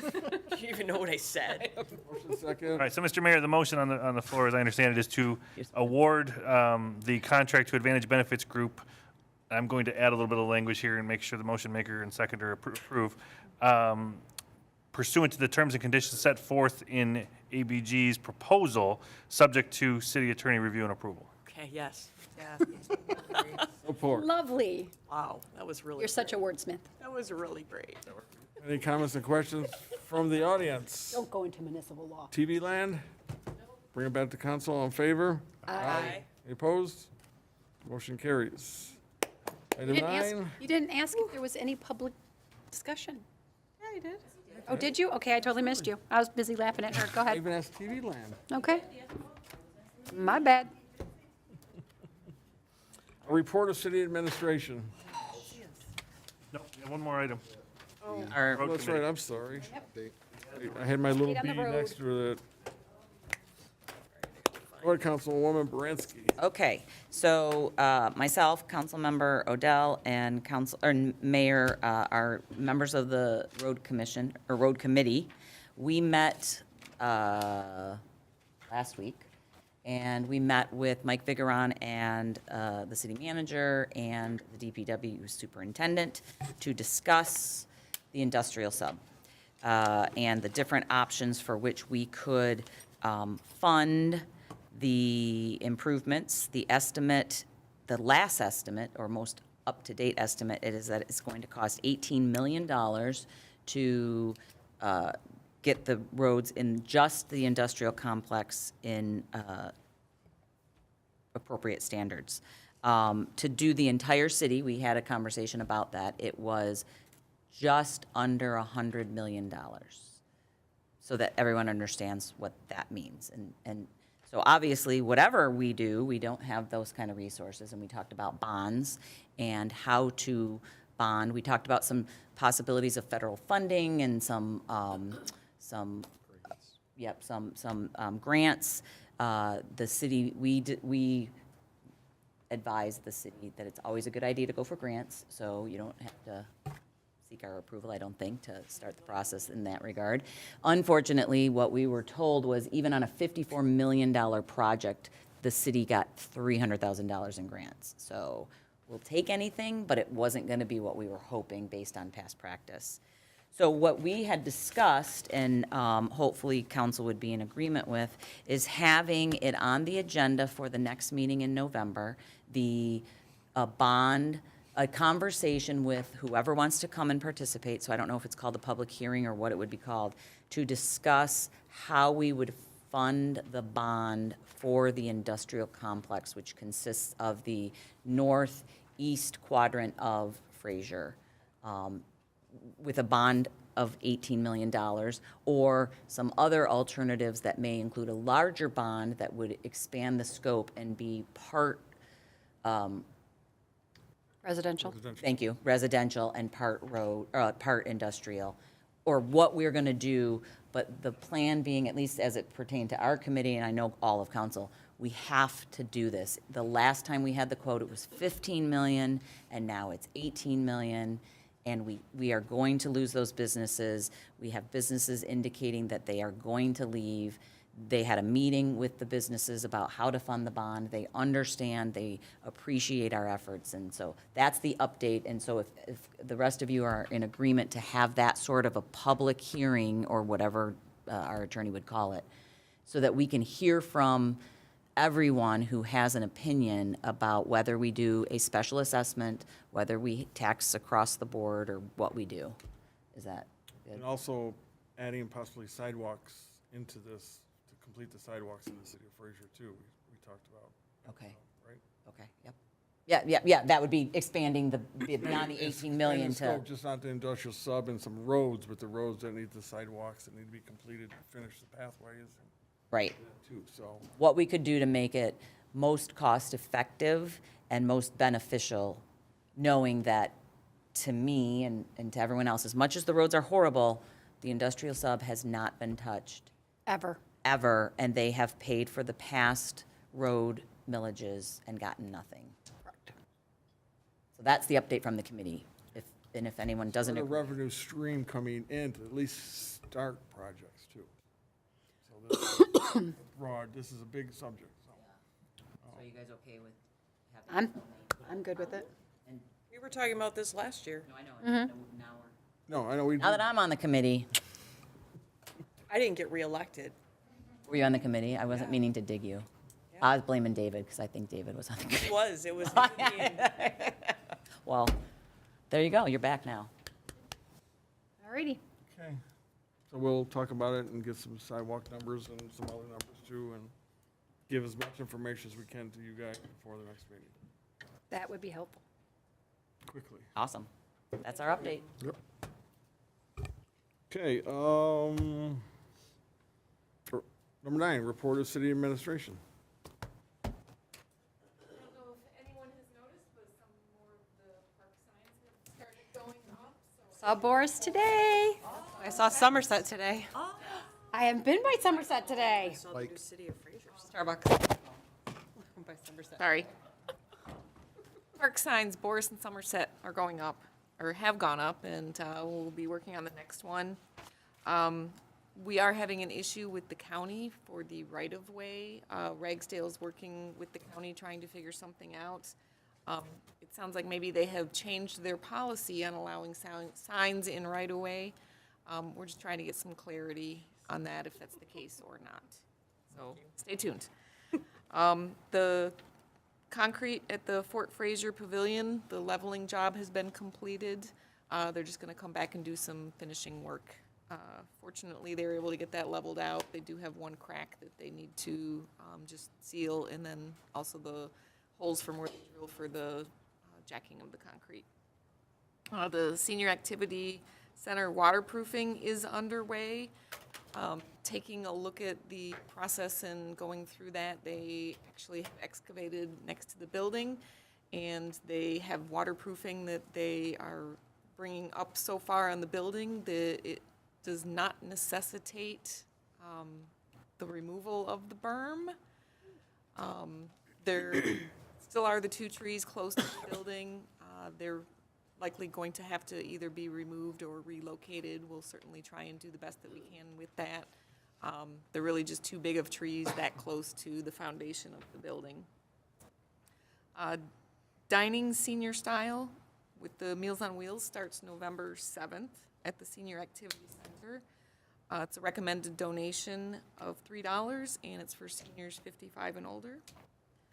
Leaf collection is going to be starting November 1st per our schedule. The information is on our website, and that'll go through December 15th. I, along with the zoning enforcer and the building official and also our building manager, met on site at Dairy Queen with the property owner. So we have another meeting that we're trying to schedule next Monday and include the planner as well. So hopefully we'll get some movement on that property soon. McKinley ribbon cutting is Sunday at 1 o'clock. So hopefully you can all attend. That is all that I have for tonight. I apologize for it being such a long meeting, but thank you for everything that you guys do. Hey, we got business done. That's important.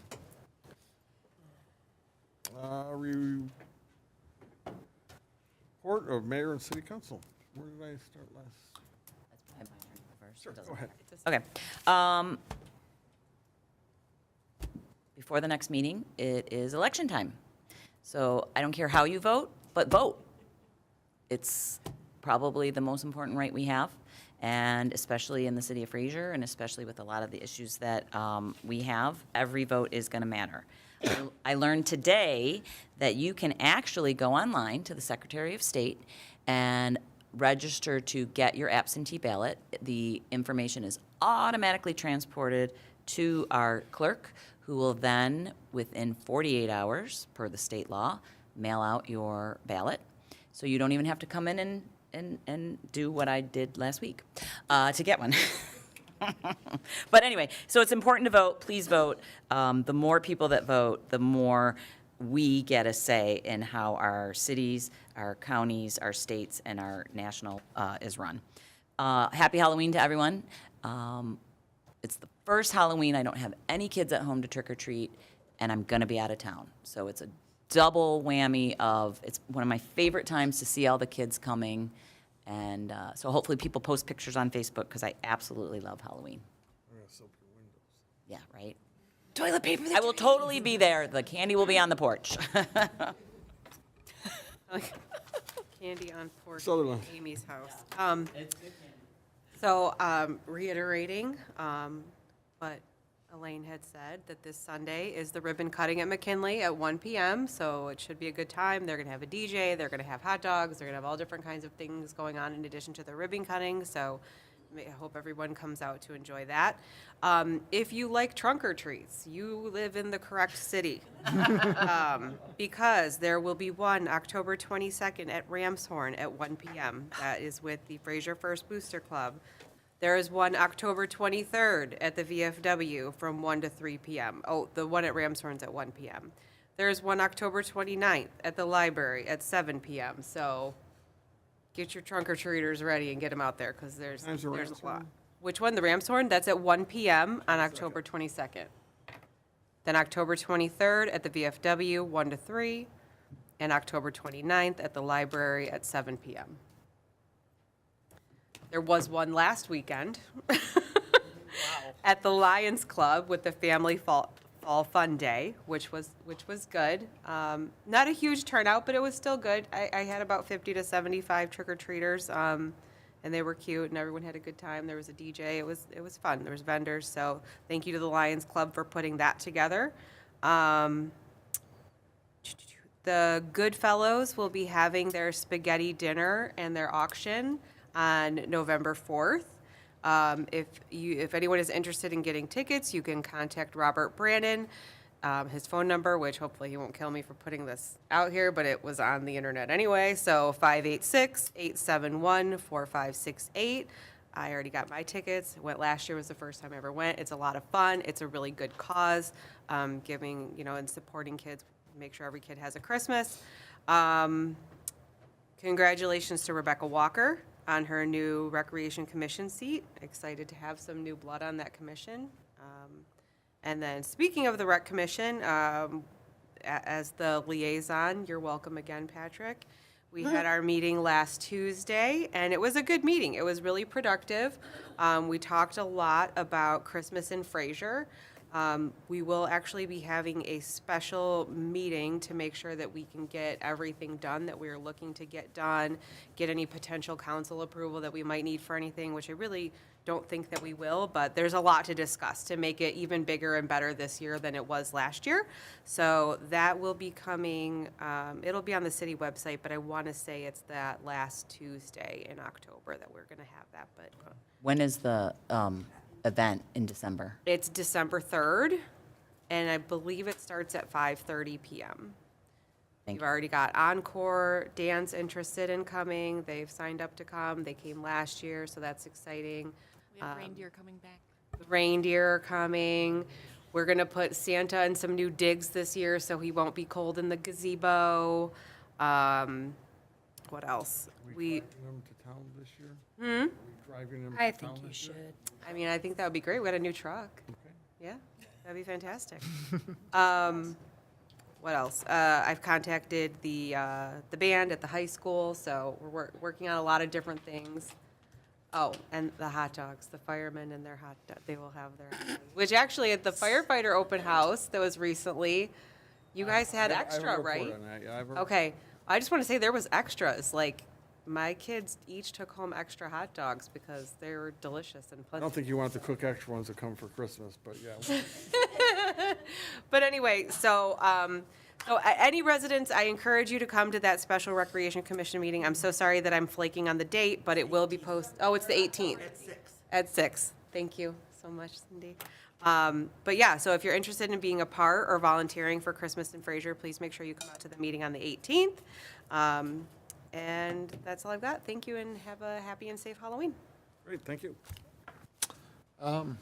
Took a lot of my thunder there, but also a couple months back, the council approved a local Eagle Scout that did some plant beds around the the new benches on McKinley Park. Those are done. They look fantastic. It's really going to spruce things up.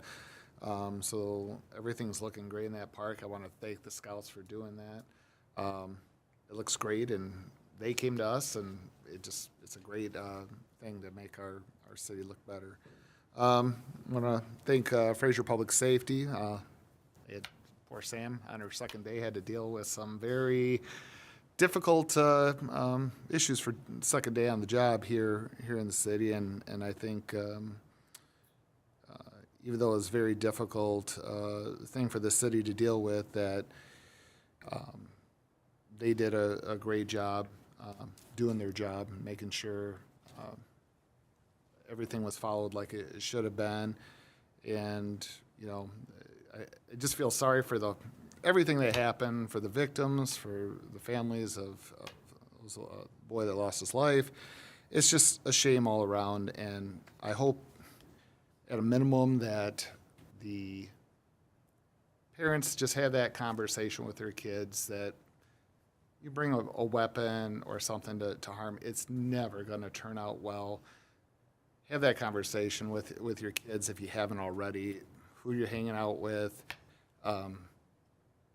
Talk like that. It's just, it can turned into so much more worse things, and now many lives have been permanently scarred in, along with loss of life. So, minimum have those talks with your kids. Kids aren't perfect. Kids make mistakes, but some mistakes you can't come back from. So, but I want to thank Samantha and Public Safety for doing a good job on that investigation, because there was a lot of moving parts on that, and I think they did a good job. Other than that, have a happy Halloween. Look forward to seeing all the kids running out, and have a good night. Great, thank you. I have nothing else to add. I think it's been eloquently already previously said. However, I do have one last thing. I want to wish my daughter, Peyton, a happy 16th birthday on Halloween. Aw, sweet 16. Spooky 16. Ooh, it's great. Come to my house if you can. That won't last long. You just told everybody it'll be gone like the first trick-or-treater. Camera. I got a ring camera. I won't be there. Someone else maybe. I really don't have anything to add. I would like to wish everyone a good month, and we'll see you next month. God bless you. Thank you. Mayor Pro Tem. Of course, the museum will be having their open house on the 6th of November from 1 to 4, and it's their pre-Christmas sale, and they have lots of fun Christmas stuff, so they would really appreciate patronage. So anyway, come shopping for Christmas things. They would really like it. And since you already talked about Goodfellows, you took that away from me, but that's fine. It's fine. It just, don't, you know what you didn't talk about, though? The paper sales. I didn't. So don't forget, people are going to be selling the papers, and the papers go to help also, besides the auction, to fund No Kid Without a Christmas in Fraser. So definitely pick up your paper. Plus, they're very entertaining because the kids write letters to Santa, and they're just always hysterical because they include all the poor spelling and everything. And then the other thing was for all those people who went to Fraser High School and were on the swim and dive team, Dave Nowinski, who was my coach in high school, then my daughter's coach in high school, after 36 years, just is going to be retiring from coaching at Fraser High. And he will be sorely missed because he definitely, he was just a really great coach for myself. He was like brand new coach, and, all the way through my daughters. And we just really want to put it out there that, we have great people in our community that don't necessarily live here, but they have served this community for a really long time. So he will be missed very much as a coach, even for the people who didn't necessarily work with him, but he also taught because he's a teacher at Fraser. I graduated with him. Oh, good Lord. Anyway. I just can't help it, Mike. I just can't. You just said next to me. Second time tonight. I know. I'm just teasing you. I regret that, Pro Tem. I know. I'm teasing him anyway. Make a motion.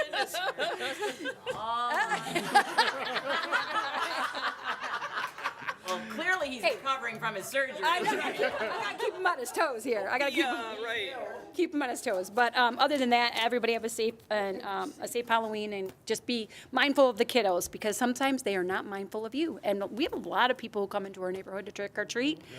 So, and since they're mostly not residents of Fraser, they're not going to be watching out as much, I think. So just keep a good eye on your kiddos. Great. Thank you. Mm-hmm. I have a few things. We have a new, if you don't know, we have a new professional hockey team in the city called Rockers, Motor City Rockers. Their game is, first game tonight. I went to their ribbon cutting ceremony, and it's a great way to take your family to a professional hockey game with a really decent price for the kids, and it's entertaining. They have a kids zone, all kinds of stuff for the kids to do. Their colors are purple and black, really nice. So hopefully we can get some people out there and support them. They're spending a lot of money in our city. I know they bought some houses for players and stuff in the city, so they plan on being here a long time if it all goes well. So. Our fire open house went really well. We had a University of Michigan med flight fly in, and they actually hooked up with a patient they flew out years ago who they said died 5 times. So, and they hooked up at our open house. Aww. The original crew, original patients, and it was kind of a really cool moment to see, and it was really touching. So, Yeah, it was really something. So we presented all of them with coins from the department, our honor guard and fire department. So it turned out to be a nice event to the event. We gave out 625 hot dogs. So we did pretty good. At least 6 in Yeah. my house. So so after Christmas, all that, we should be over the 70,000 mark, hopefully. So we'll see. We started fire prevention with the public safety. I had the opportunity to do it with the captain today at a couple of Fraser schools. We did a bunch of assemblies. It's a really great event to get out there with the kids. Sometimes I look at John as he kind of fits right in that student. He's so young. But he did a great job, and we took the truck out there and did some teaching of the kids. It was great. And we'll be at the ribbon cutting thing, and they asked me to bring a truck out there, and we'll do some candy stuff for the kids, so we'll be out there also. So, and that's all I have. At this time, I will ask if there's any citizen participation.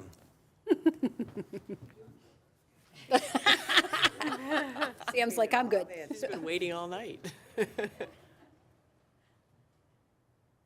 Deanna Reiner, 15569 Luxembourg. It feels like I've been here so long. I took notes to make sure I didn't forget where I was. But again, the open house was outstanding. Just had so much fun between public safety and the paramedics and the life flight. I mean, it was just the best I've seen so far. Really enjoyed it. I wanted to go back to talking about the library. Like I say, we were just talking about this huge debt that, however, we need to fix the industrial. And as a resident and a taxpayer, I truly believe we should be focusing on, if we're going to incur debt with these bonds, is to do it with the industrial center. We need to have that taken care of. And my suggestion would maybe is to do a video. I know a lot of residents have never even been through the industrial park, and you're not going to get their support if they don't know the situation, is my opinion. So I would say the more we could share it, and the same thing is with, I didn't know about all the meetings with the library either, but I fully did support the millage when we did it for the library, but I guess I'm just a bit concerned about the amount of the bond as to whether, if it is $7 million to refurb or whatever the existing library, and they decide to move to PNC, are we ever going to get a buyer knowing that it needs that many millions of dollars of renovation? Being it is a historic building, but from my research, I can't find that it's ever been declared. It's not a declared historic building. Right. So, that being said, that was just my opinion on that part. And again, I had no idea that they were even looking to move.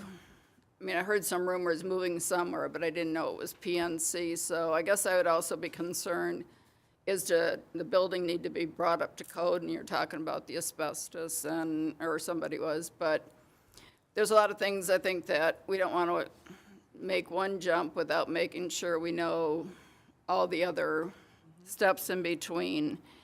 It's been a while since I wrote my notes while I was sitting over there.